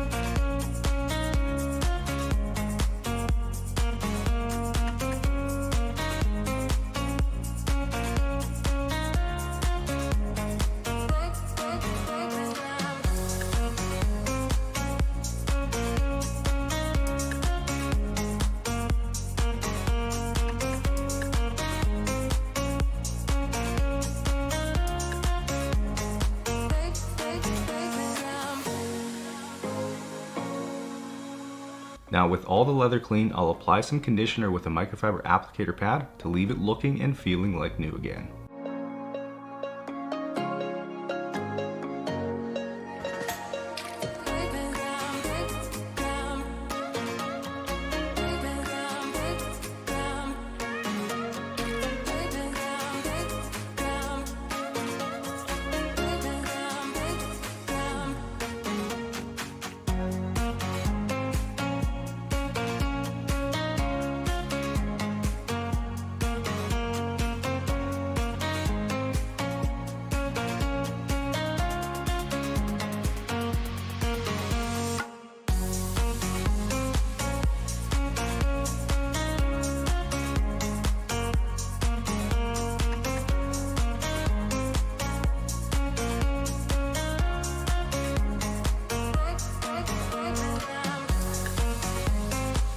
Now to breathe some life back into this faded and dull paint, I'm using my Detail Geek synthetic paint sealant, which will boost the depth and gloss and leave it protected for about 6 months.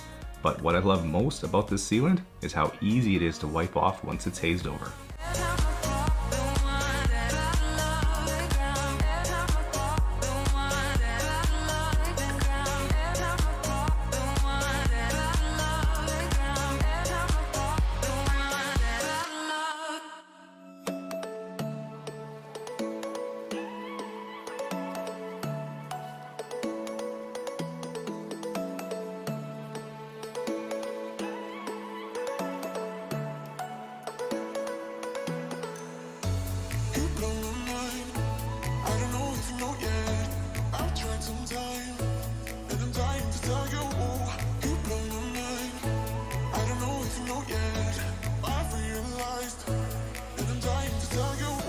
Moving up to the windshield, and for those of you who struggle with getting this area clean and streak free, well, the secret here is to use some of my glass cleaner coupled with my waffle weave towel, and after wiping the area down, I'll simply just flip my towel for the final wipe, leaving a perfectly clear finish behind every time.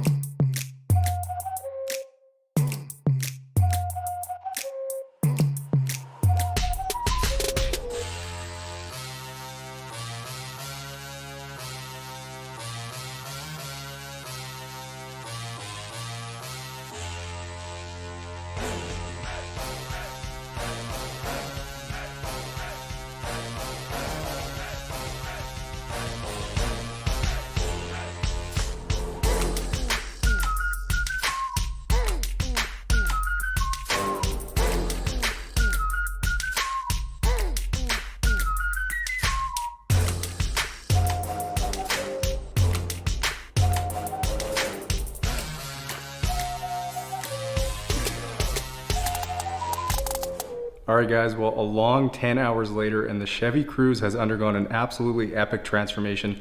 It is hard to believe that that's the same vehicle that rolled in here earlier today. Now, if you guys enjoyed this one, please make sure you smash that thumbs up button. Subscribe to the channel if you haven't yet. Enjoy the guitar outro, and I'll see you guys in the next one.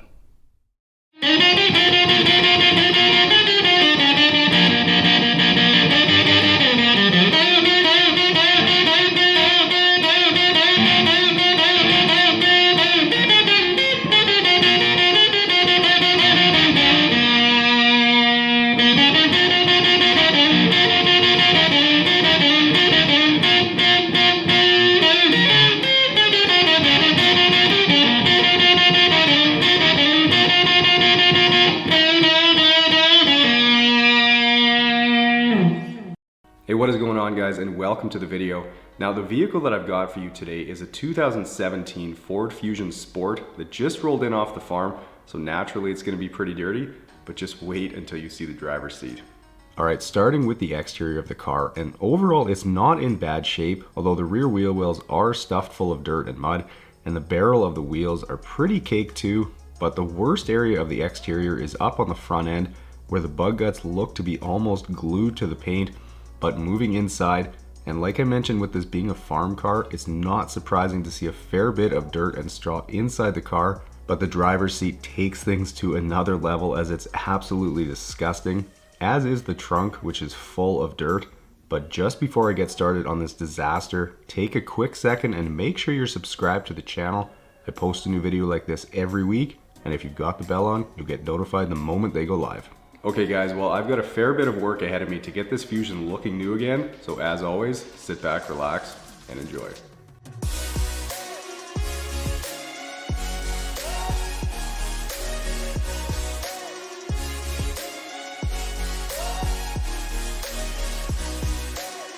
Alright, well, getting to work on the car now, and with the exterior being relatively clean, I can move through this step a bit quicker today, although the carpeted rear wheel well liners are definitely going to slow me down a bit. But while I do, I wanted to remind you guys that the huge Detail Geek Black Friday sale is on now at detailgeekautocare.com.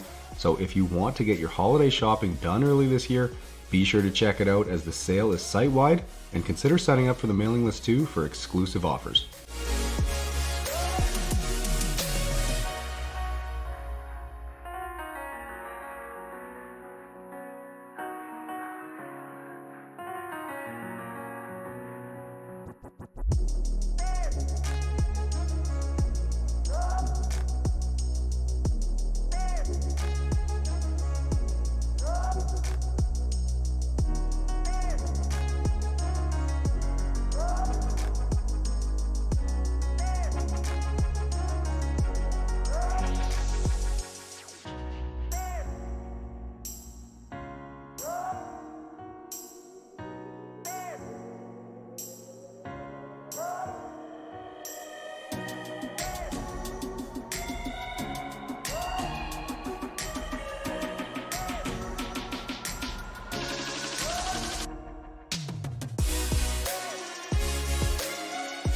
Moving to the back, and even though there isn't much for dirt back here, knowing the vehicle drives on gravel roads a lot tells me that there's likely a good amount of dust hiding in the crevices back here, so I'll be sure to hit them at different angles to make sure I can get it all sprayed out.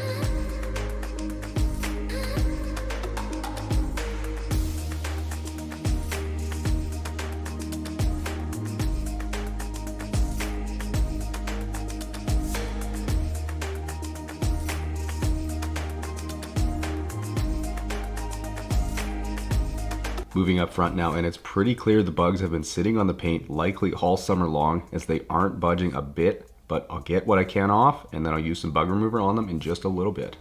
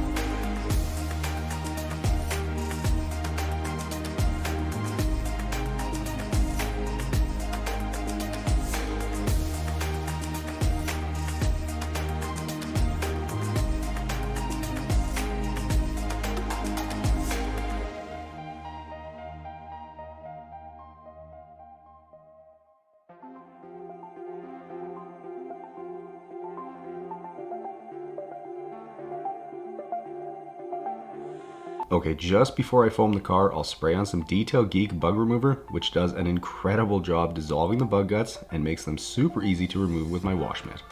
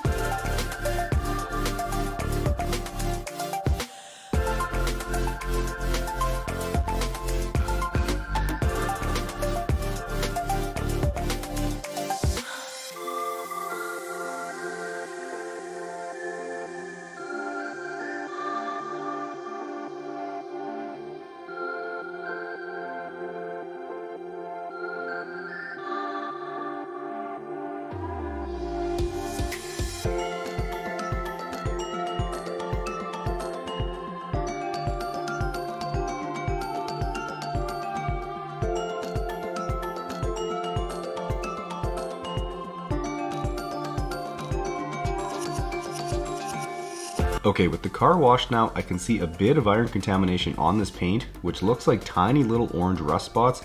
So I'll quickly get some iron remover sprayed on and let that sit for about 3 to 5 minutes so it can dissolve those iron particles, turning purple while it does, and then I'll simply just rinse it off with the pressure washer.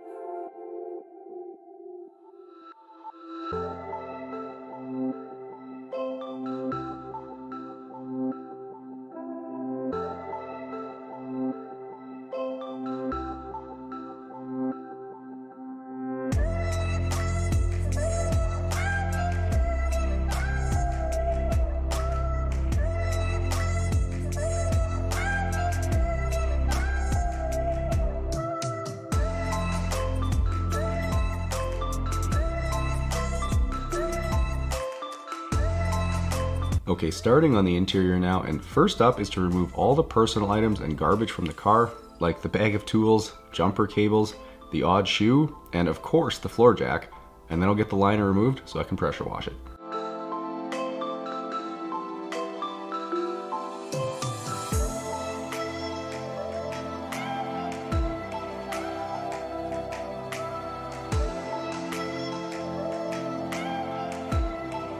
Okay, with the seats out, here's a quick look at what was hiding underneath, and it's quite a bit worse on the driver's side.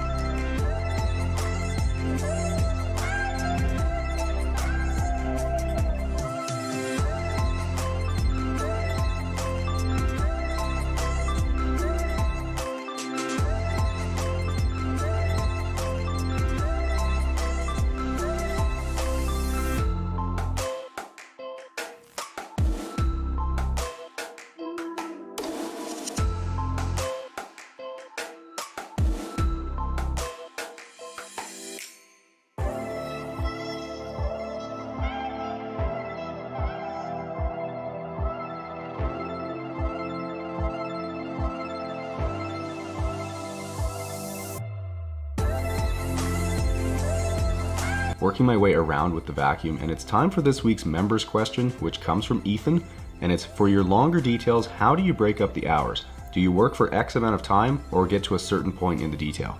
So I typically start working first thing in the morning, and when I have a vehicle that I can't finish in one day, I'll almost always stop at the same point in the detail, which is when everything is clean and put back together. So that means steaming is done or the leather is clean, and then any seats, trim pieces, or console pieces that were removed are put back in, and that's my stop point for the night. Then I'll finish up first thing the next morning.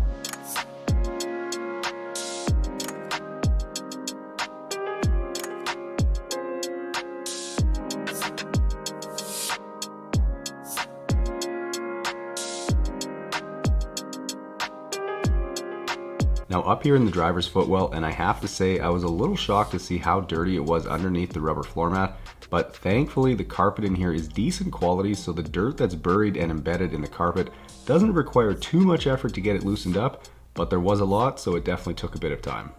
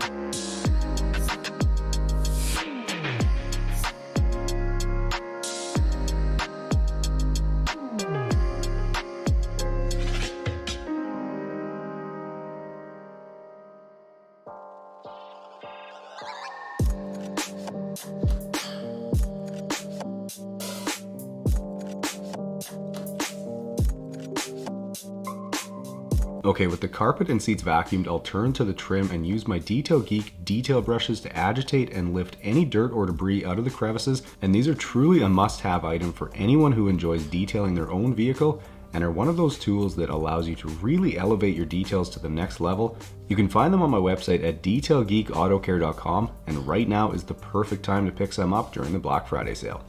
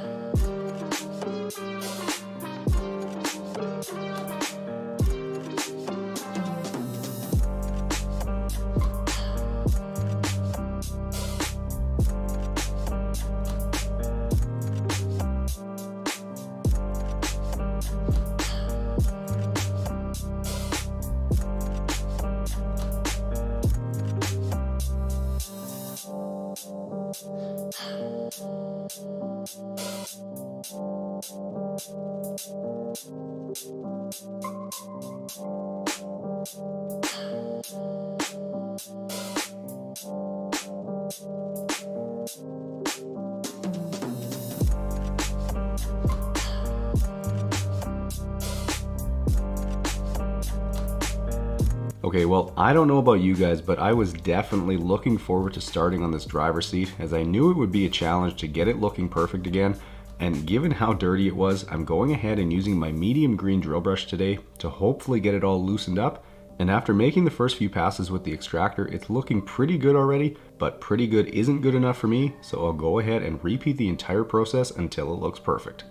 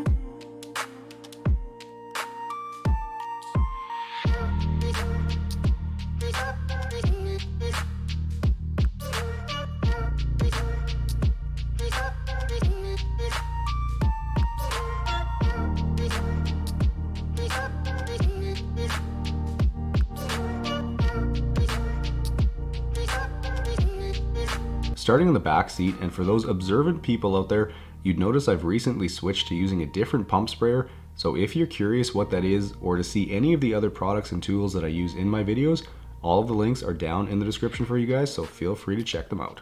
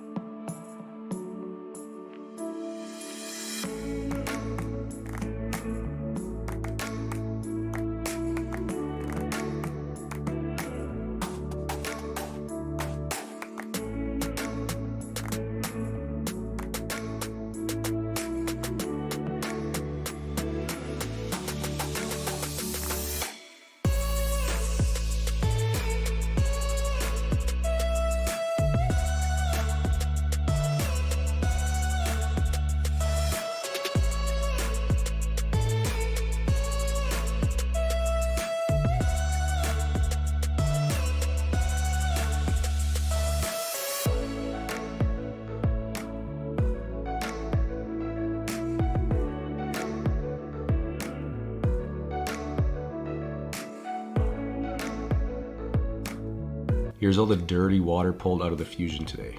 Gross.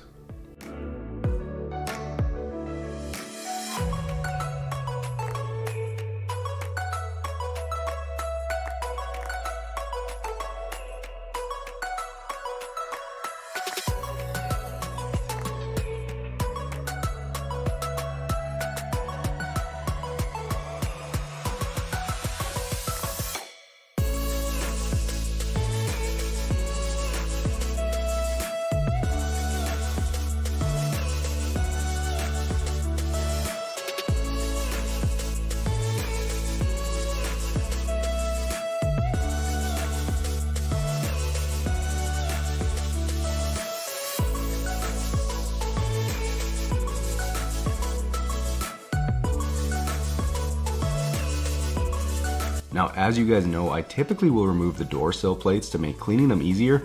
However, it's important to note that the plastic clips holding them in can be very delicate, so you definitely have to be careful when removing them and putting them back in. But like I said, having them out of the vehicle makes it far easier to clean, as I can leave the mess on my garage floor instead of it ending up back on the clean carpets.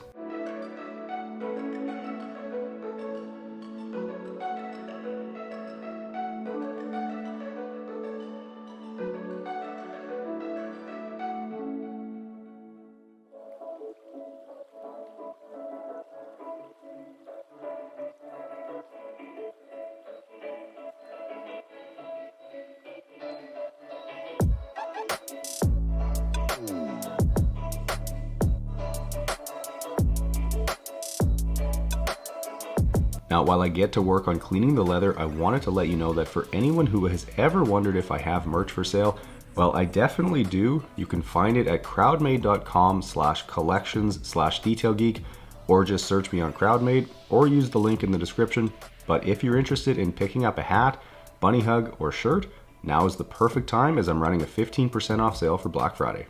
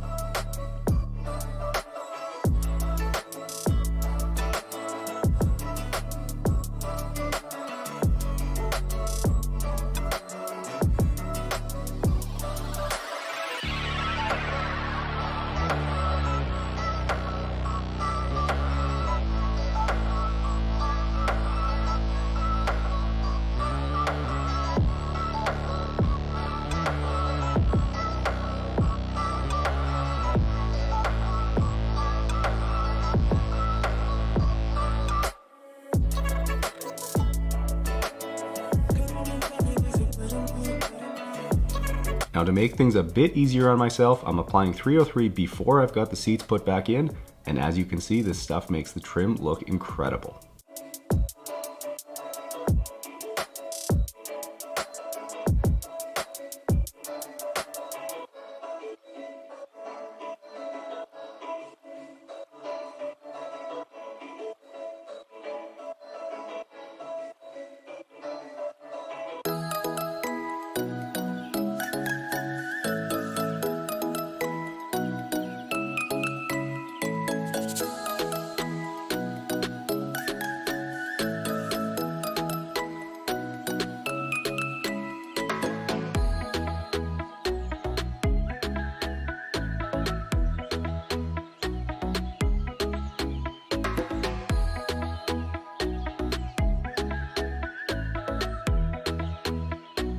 Okay, moving to the glass now, and for that I'm using the best combo out there, and that's Detail Geek glass cleaner and my waffle weave towel, which is available as a bundle on my website and makes the perfect gift for anyone who enjoys detailing their own vehicle, so be sure to check it out at detailgeekautocare.com.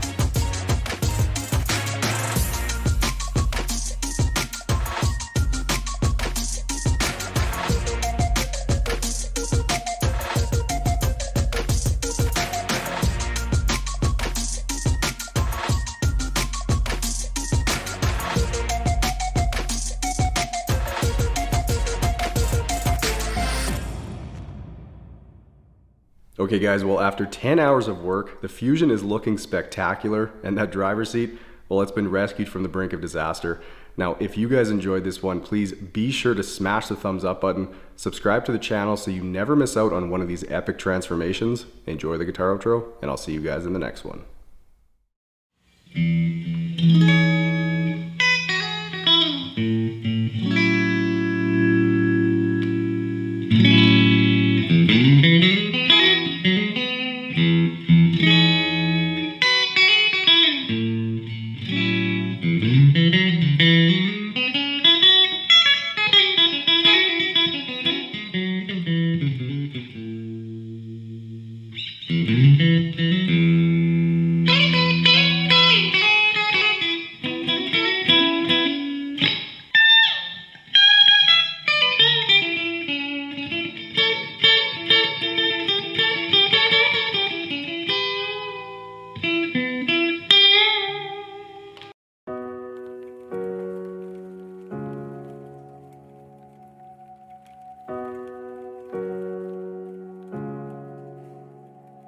Hey, what's going on guys, and welcome to the video. Hope you're having a great day.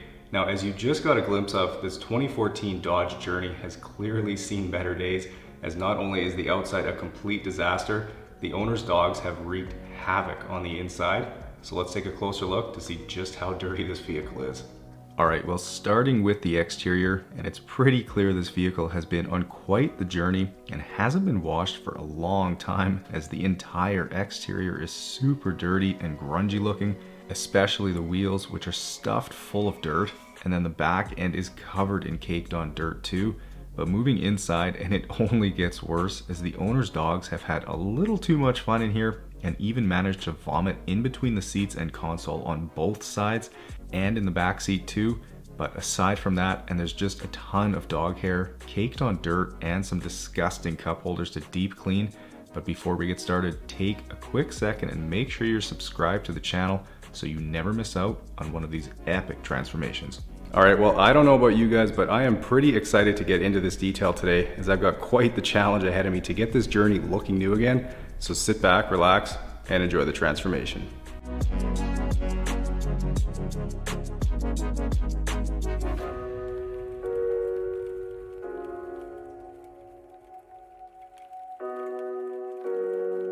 Alright, well, I figured I'd kick this video off by addressing a question I get asked all the time, and that is, how do I price my details?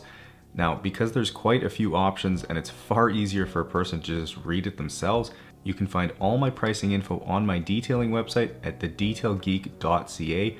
So if you've ever been curious, be sure to check it out.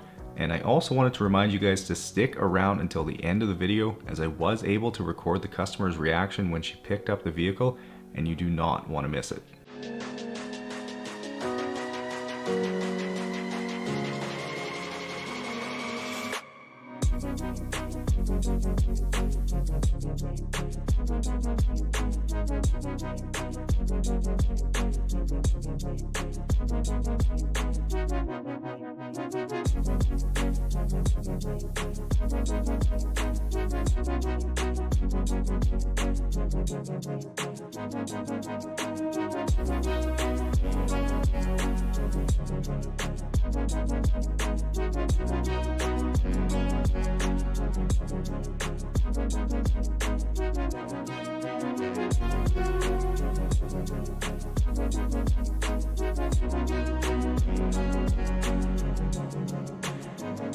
Moving to the back now, and because I know there's quite a few of you out there who enjoy seeing these details in real time with the natural audio of the tools, well, I'll be posting all the pressure washing footage from this detail over on the second channel a day after this video is live, in real time with the sound of the pressure washer, so basically pure ASMR, so make sure you guys check that out.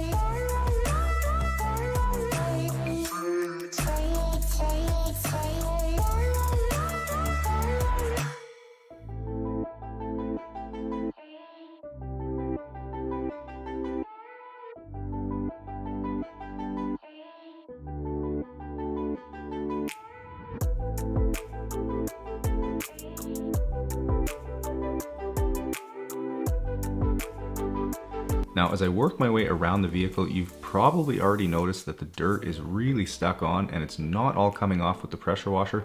And basically that's because it's been sitting on the vehicle for many months.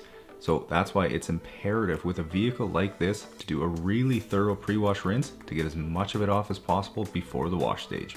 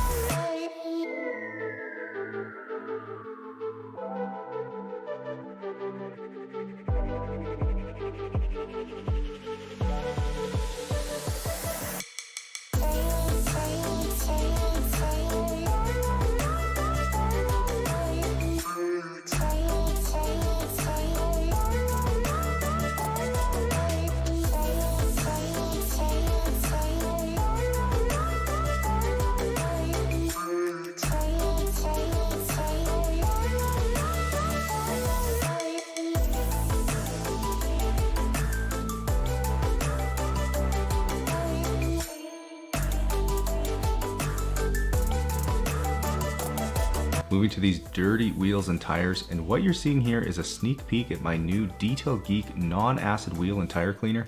And if you're the type of person who likes sneak peeks, well, consider becoming a member of the channel, which will get you access to the members only community tab, where I post sneak peeks of upcoming videos and new products, exclusive discount codes for Detail Geek Autocare and merch, or you could also get early access to new videos each week.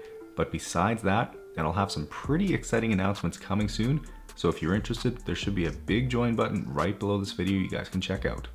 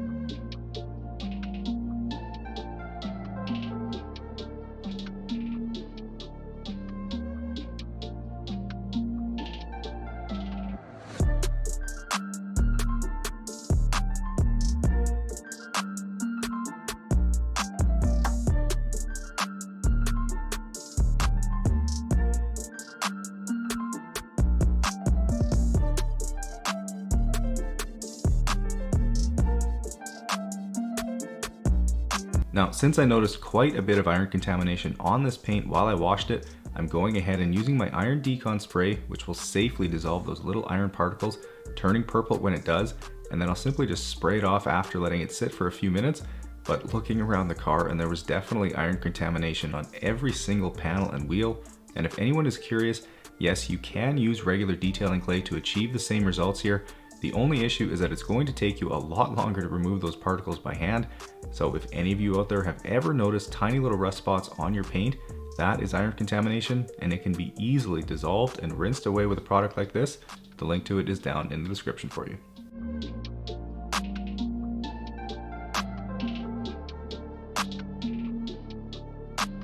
Okay, well, starting on drying now, and here's a guy you don't see very often, as he's usually got his butt planted on the couch, but when he does get up, he's either jamming out to music or trying to steal more of my Ultra Plush drying towels, which, if you didn't know, are Mike's favorite towel and can effortlessly dry an entire vehicle.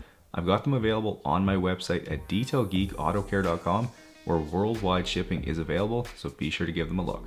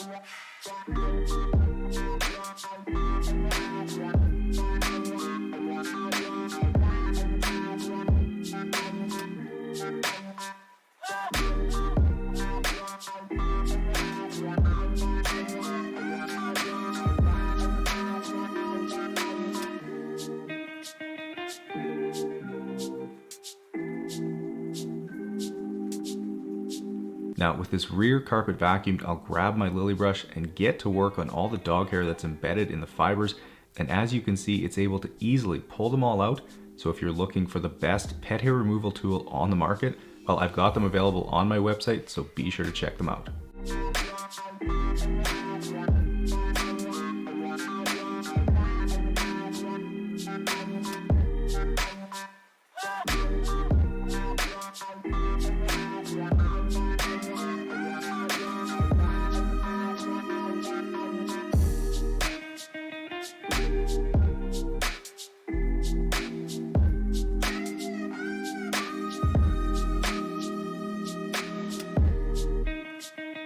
Okay, with the seats out, we can have a quick look at all the dog vomit and other debris that was hiding underneath, and then I'll start by quickly removing the garbage and then take care of the dried up pieces of puke.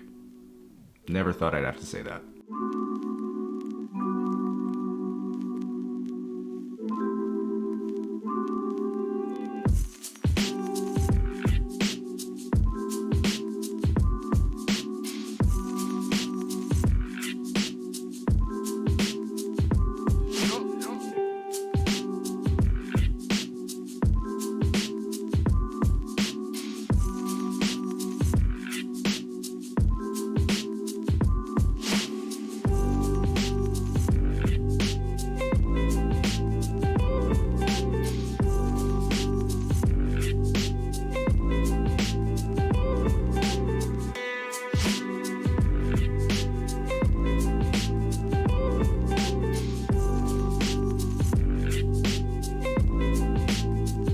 Working my way around with the vacuum, and I am happy to say that the carpet in this Dodge Journey was actually pretty decent quality, which, as you probably know, is a rare find in a vehicle these days.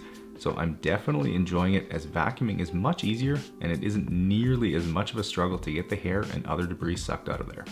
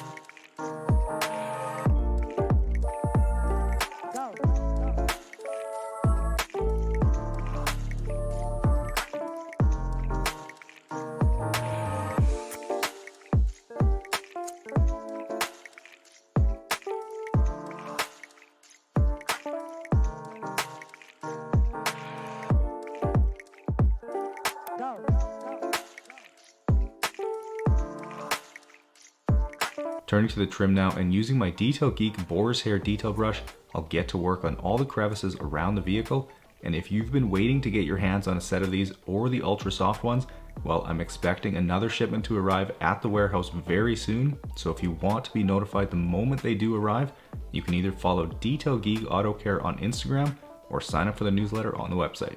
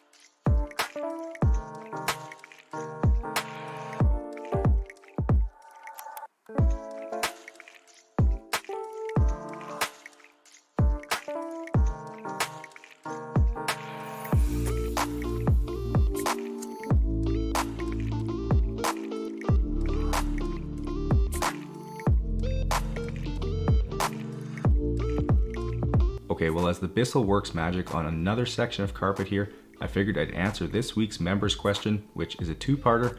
The first being, do you ever do anything to the engine bay? And the second is, have you ever damaged a car while cleaning it? And basically, what did you do if that happened? So to answer the first question, yes, I do detail engine bays, as you guys have probably seen in quite a few videos now, but I only do it when the customer has opted for that service. And since engine bays is kind of an out of sight, out of mind thing for most people, I don't end up doing it very often.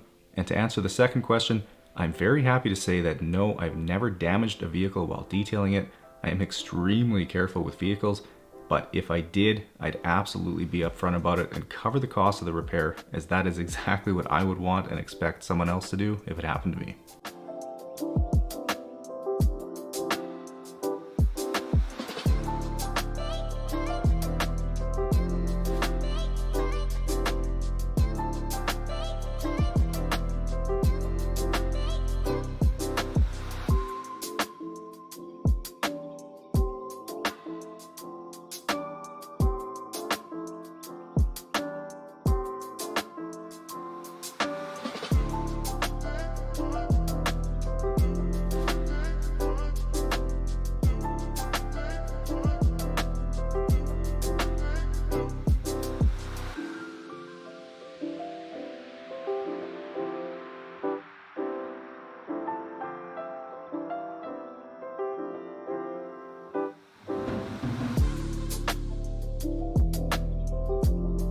Here's all the dirty water pulled from the Journey, which has turned a nice shade of brown at the bottom. Gross.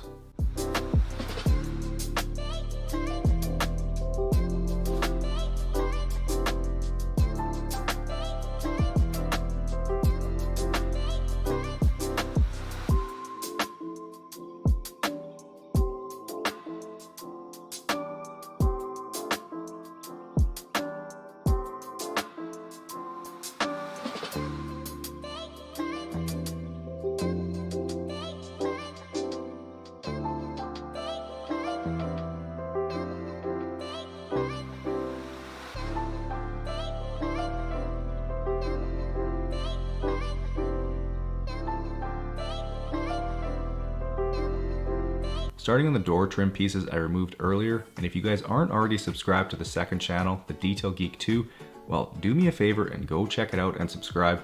I'm always posting different and unique videos over there, including a recent Clean With Me episode from the Tesla Model 3 just a few days ago.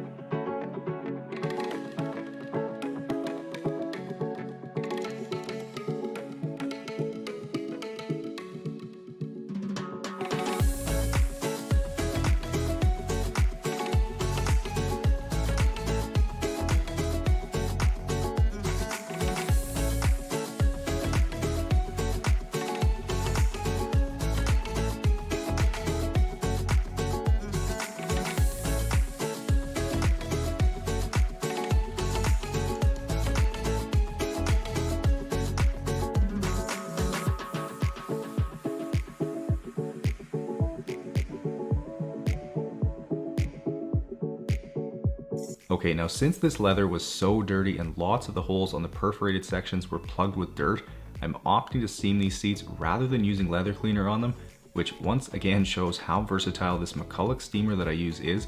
So for anyone in the market for a steamer, I've got the link to it down in the description, and not only can it be used almost anywhere inside your vehicle, it's also perfect for any grime inside your house too, or even steam cleaning your floors.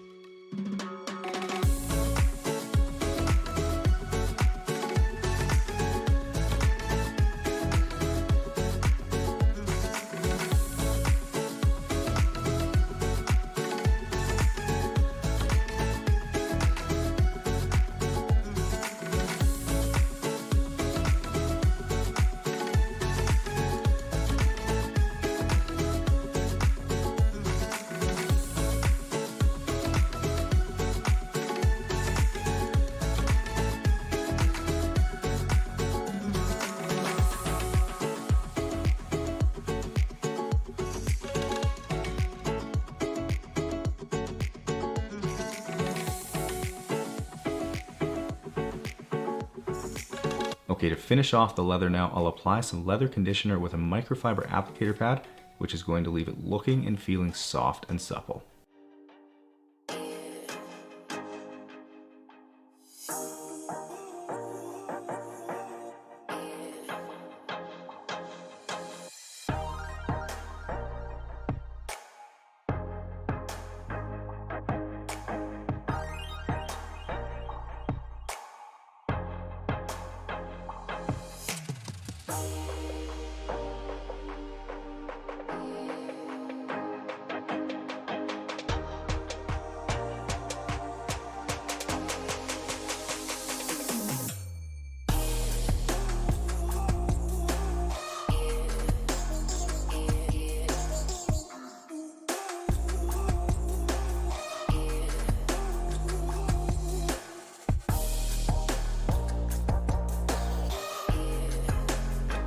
Second last step now is to clean all the glass, and after spraying some glass cleaner on my Detail Geek waffle weave towel, I'll work my way around the vehicle, being sure to roll down the window so I can get at the top edge.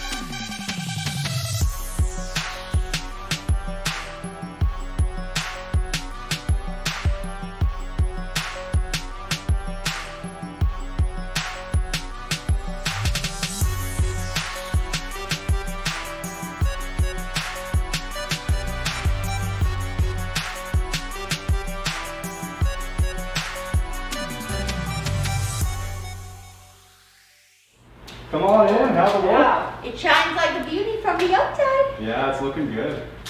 I haven't seen it like this since I took it off the wall. Yeah, no doubt, eh? You have to have a look inside, that's where a good chunk of the work was. Look at that. Wow. Go dirty up your car.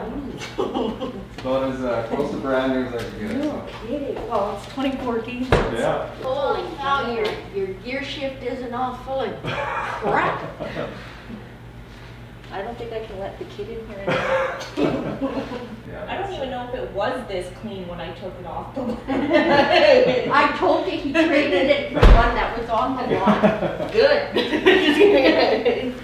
I'm literally cringing at the thought of having my child and my dog in here. I really am. Just enjoy it now. It doesn't last that long, but. Okay, well, I'll give you that. And, yeah, Thank you. enjoy it. All right, well, 10 hours later and the disaster has been completely undone. The journey is looking sweet. Now, just before you guys leave this video, if you enjoyed it, please give it a big thumbs up. Subscribe to the channel so you never miss out on one of these transformations. Enjoy the guitar intro, and I'll see you guys in the next one.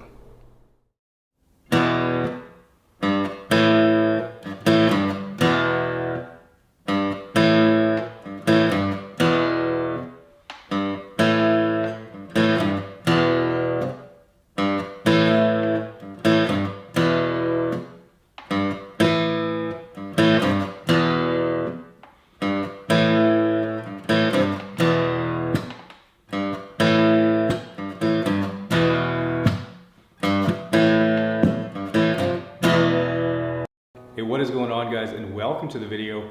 Today's vehicle is a really dirty 2010 Lexus IS 250. and judging by the state of the exterior, it's pretty safe to say this car hasn't been cleaned for quite a while. Okay, well, with the owner living out of town and frequently driving on gravel roads, it's sure taken its toll on the exterior of this car, especially the wheels, which are full of really caked on dirt, and the carpeted liners look to be holding their fair share too. And then up on the front end, it's been absolutely hammered with bugs. So overall, there's quite a bit of work to do on this exterior, but moving inside now, and it's only marginally better as a lot of that dirt has made its way inside the car, and the carpets and floor mats are full of dirt and debris. And as for the rest of the interior, there's a good layer of dust all around and some really dirty door jambs to deal with. But just before we dive into this detail, take a quick second and make sure you're subscribed to the channel and that you've got the bell on so you never miss out on a future video. Okay guys, well, I can't wait to get started on this car and to get it looking brand new again. So as always, sit back, relax, and enjoy.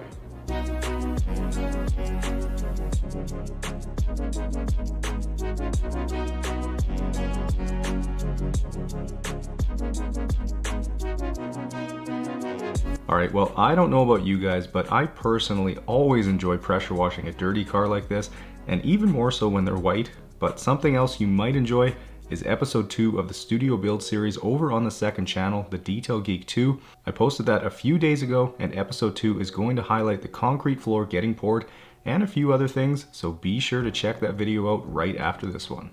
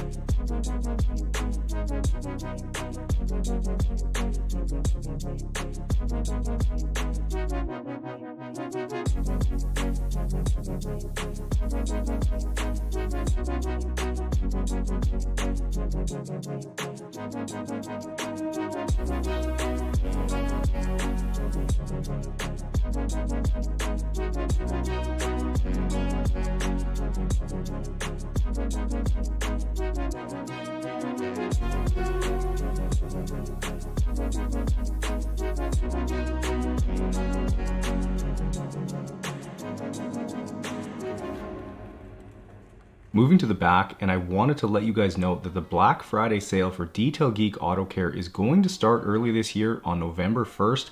So if you're on the hunt for a good deal this holiday season, be sure to check it out and consider signing up for the mailing list for exclusive offers. But one thing I do want to note is that shipping carriers are going to be overwhelmed this year, so if you want to avoid delays, be sure to get your orders in as soon as you can.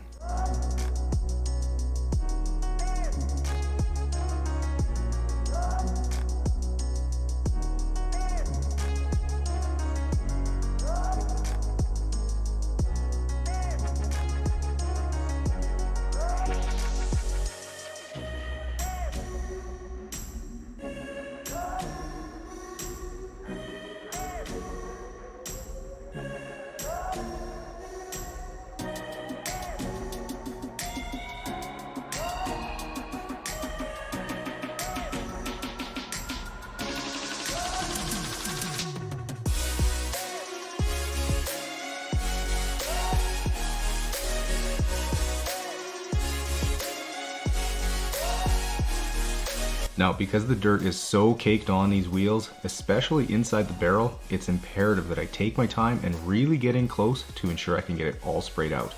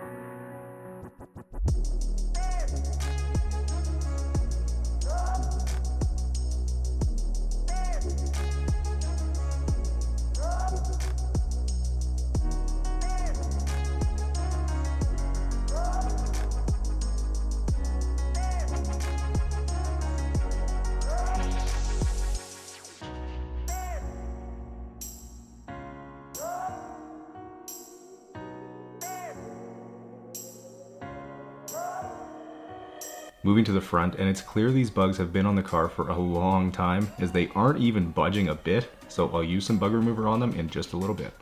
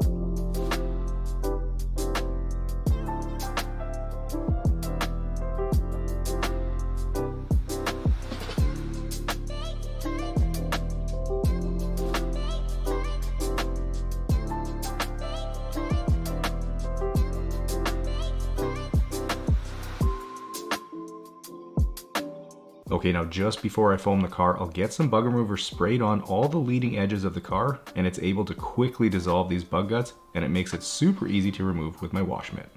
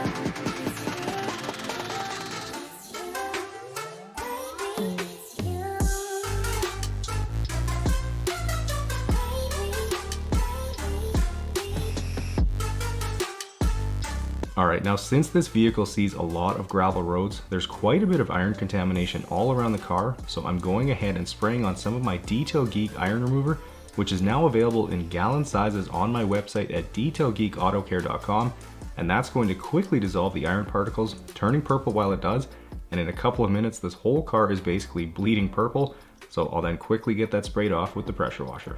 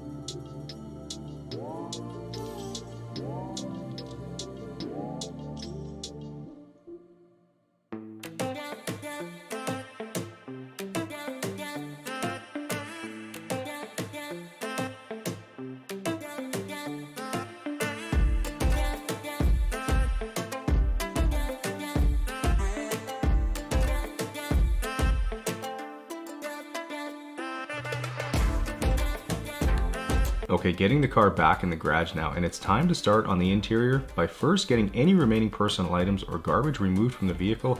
And with this vehicle belonging to a young guy, let's just say I wasn't surprised with what I found in here.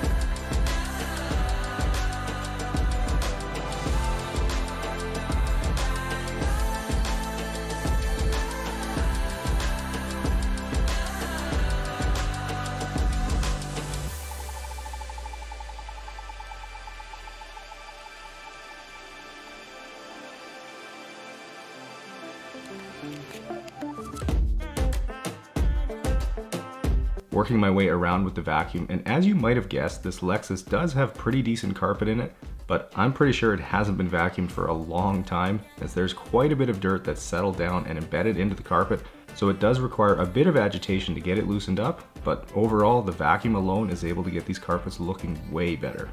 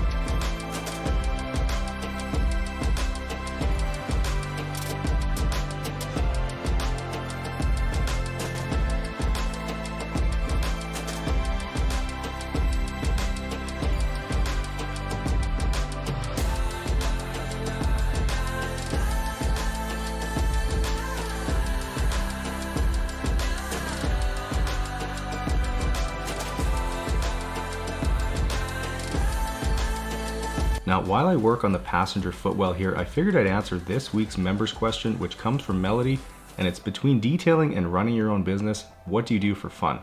So as you may know, I am a very busy guy, as detailing, YouTube, and Detail Geek Auto Care take up a significant amount of my time, but I do try to find a little bit of time for myself each week.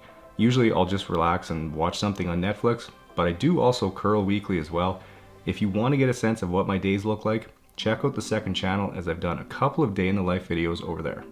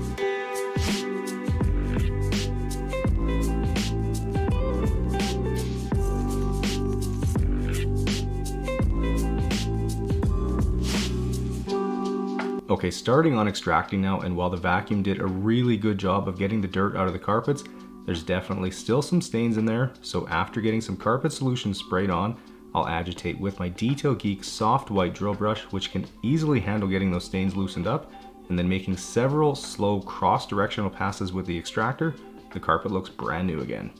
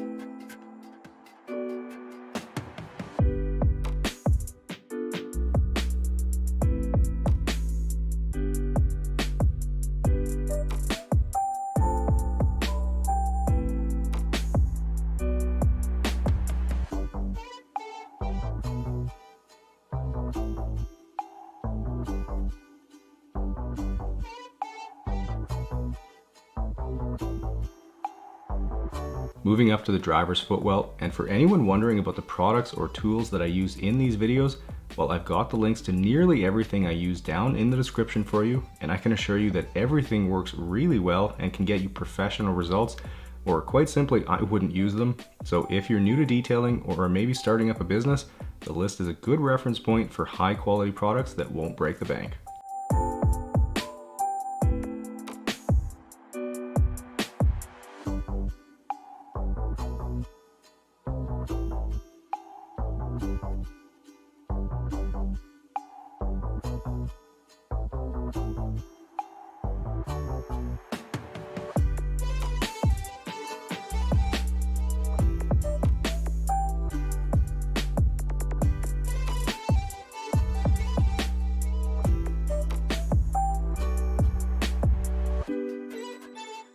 Here's all the dirty water pulled out of the Lexus today.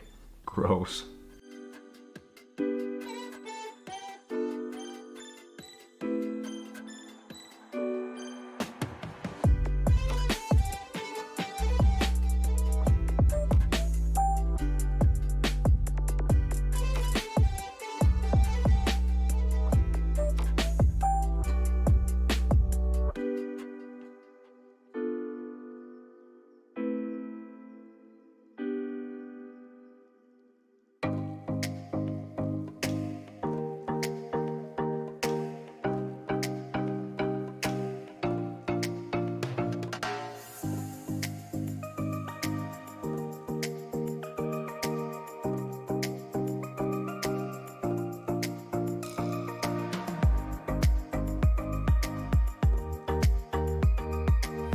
Moving to the pedals, and I've seen a few people asking recently why I clean these after the carpet, and it's simply because when I agitate the carpet solution with the drill brush, it tends to fling all over the trim and the pedals, so if they were already clean, I just end up repeating work, and after doing this for many years now, I've refined my process to be as efficient as possible.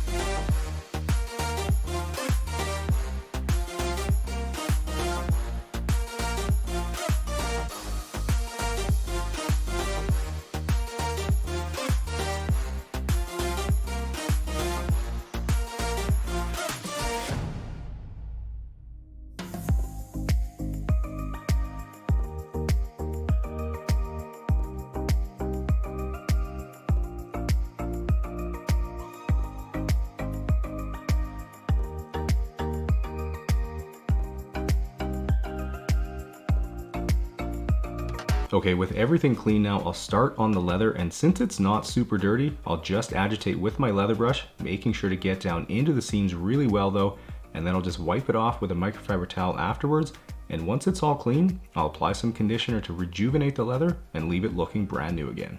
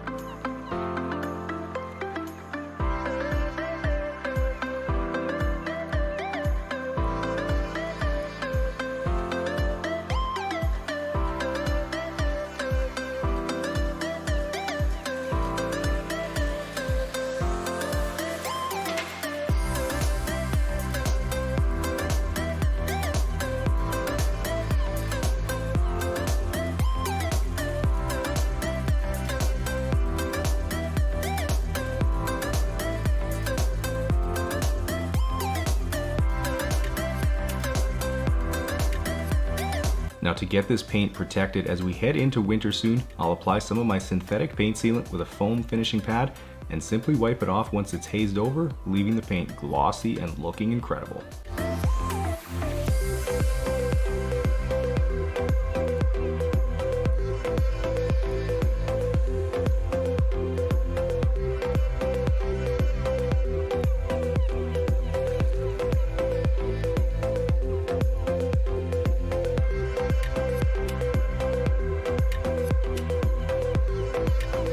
Turning to the glass now, and using some of my Detail Geek glass cleaner, I'll spray some directly onto my waffle weave towel, wipe down the section of glass, and then flip it over for the final wipe, leaving a streak-free finish every time.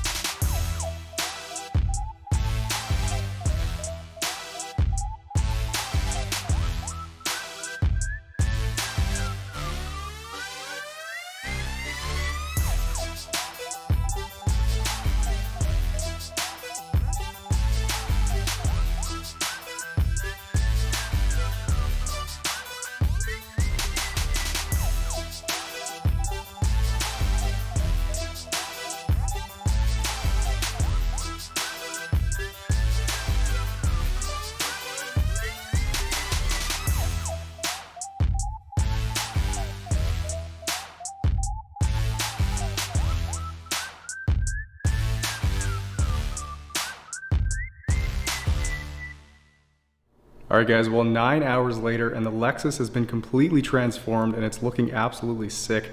Now if you guys enjoyed this video, make sure you smash the thumbs up button, head on over to the second channel and check out episode 2 of the Studio Build series. Enjoy the guitar outro and I'll see you guys in the next one.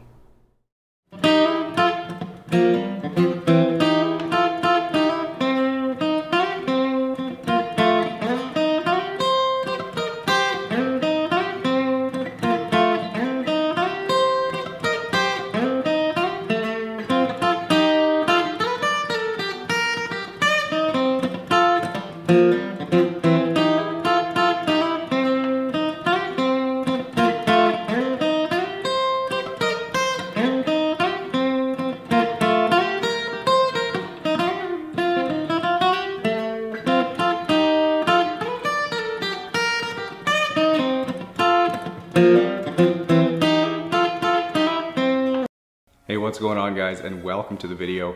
Now the truck sitting behind me today is a 2000 Ford F-250, and with all the rain that we've gotten over the last few weeks, it's gotten pretty muddy out on the farm. Alright, well as we take a closer look at this Super Duty, you guys can see there's mud splattered all around the truck, from the running boards right up to the mirrors. But the real challenge here is going to be with the underside of the truck, as nearly every inch is covered with thick mud. The wheel wells are completely coated, and even the front bumper has some big clumps sitting in there. But besides all the mud, the inside is only marginally better, as the story here is all the dust. The entire interior is absolutely covered in it, and then all the farm work has left some stains in the carpets and seats to deal with. But just before I start blasting all this mud away, make sure you're subscribed to the channel so you get notified when new videos go live, and so you don't miss out on the sneak peeks that I post each week. Okay guys, well I'm looking forward to getting started on this truck and I can't wait to see how good I can get it looking. So as always, sit back, relax, and enjoy the transformation.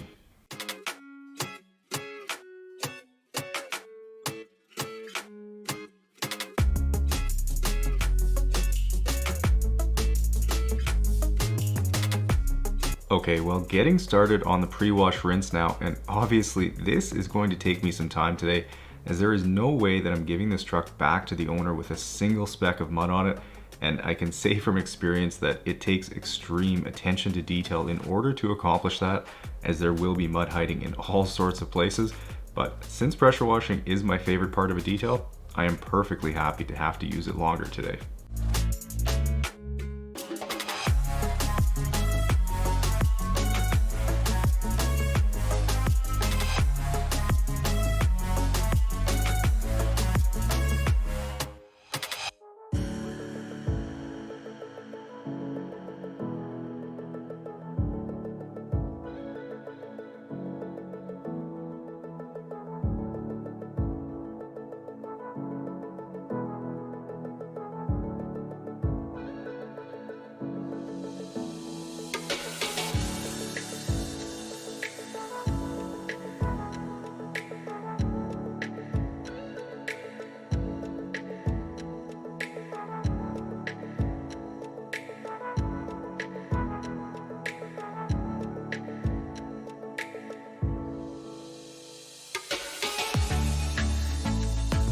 Now, as I continue to spray out the wheel well here, you'll notice I'm taking my time and really making sure to get in close and spray off everything I can see from this vantage point, including the frame and the leaf springs. And then once I've got the rest of the truck sprayed off, I'll then focus more on the underside as the final step of the pre-wash rinse.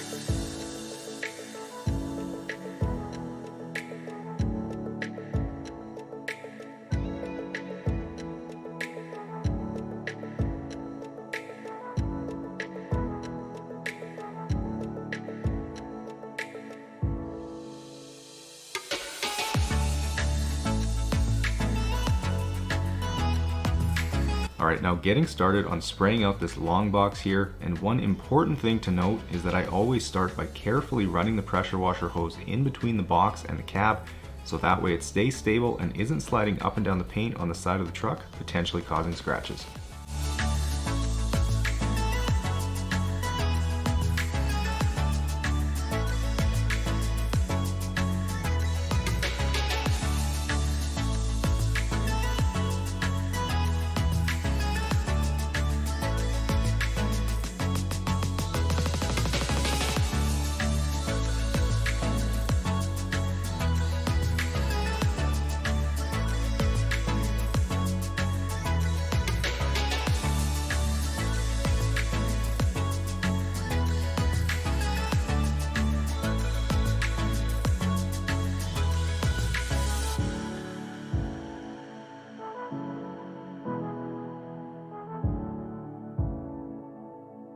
Okay, working on another wheel well here, and I figured it was a good time to answer this week's members question, and it's which is the worst farm vehicle you've had to detail to date?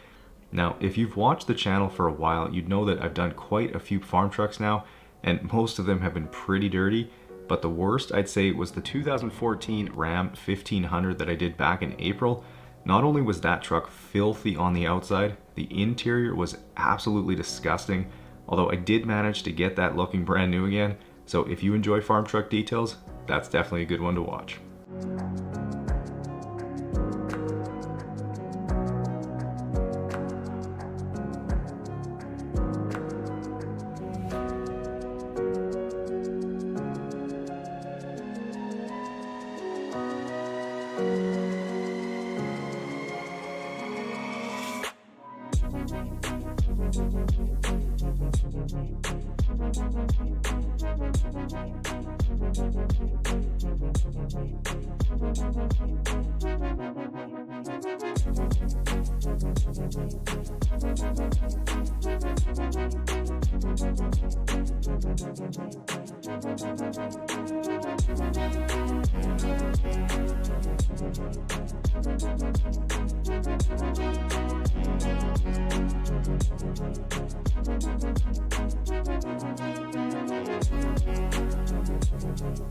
Now, one unknown with every vehicle that comes in dirty like this is what condition it's in underneath all the dirt, and surprisingly this F250's paint is pretty good. It's not swirled much at all, although it does have a few spots up near the roof where the clear coat is failing, but for an older vehicle, it looks pretty good.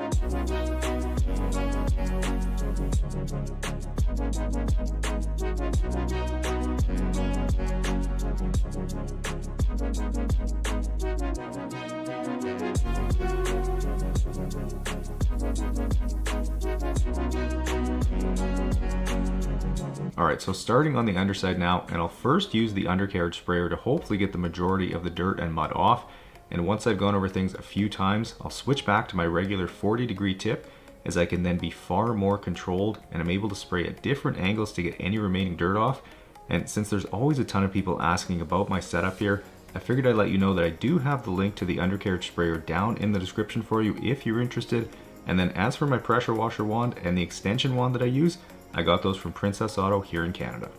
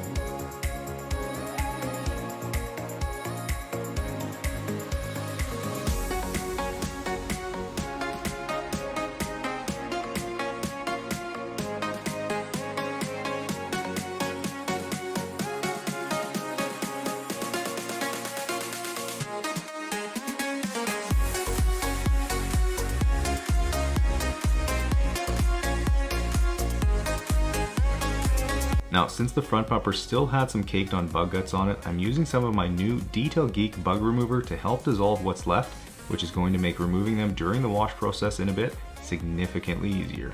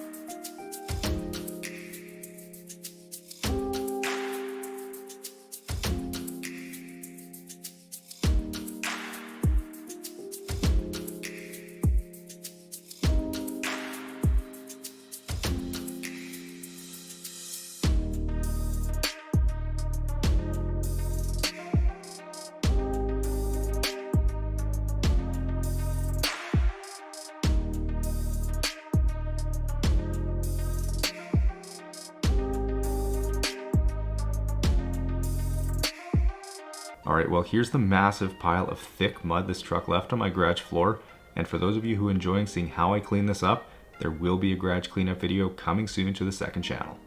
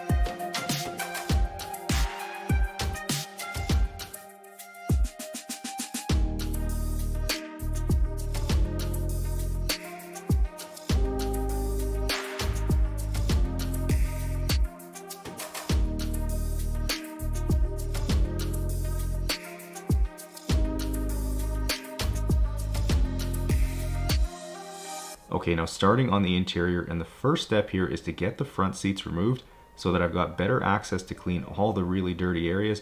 And having a look around, and I'm honestly surprised that it's not dirtier underneath them, although you can see there's quite a layer of dust on the carpet.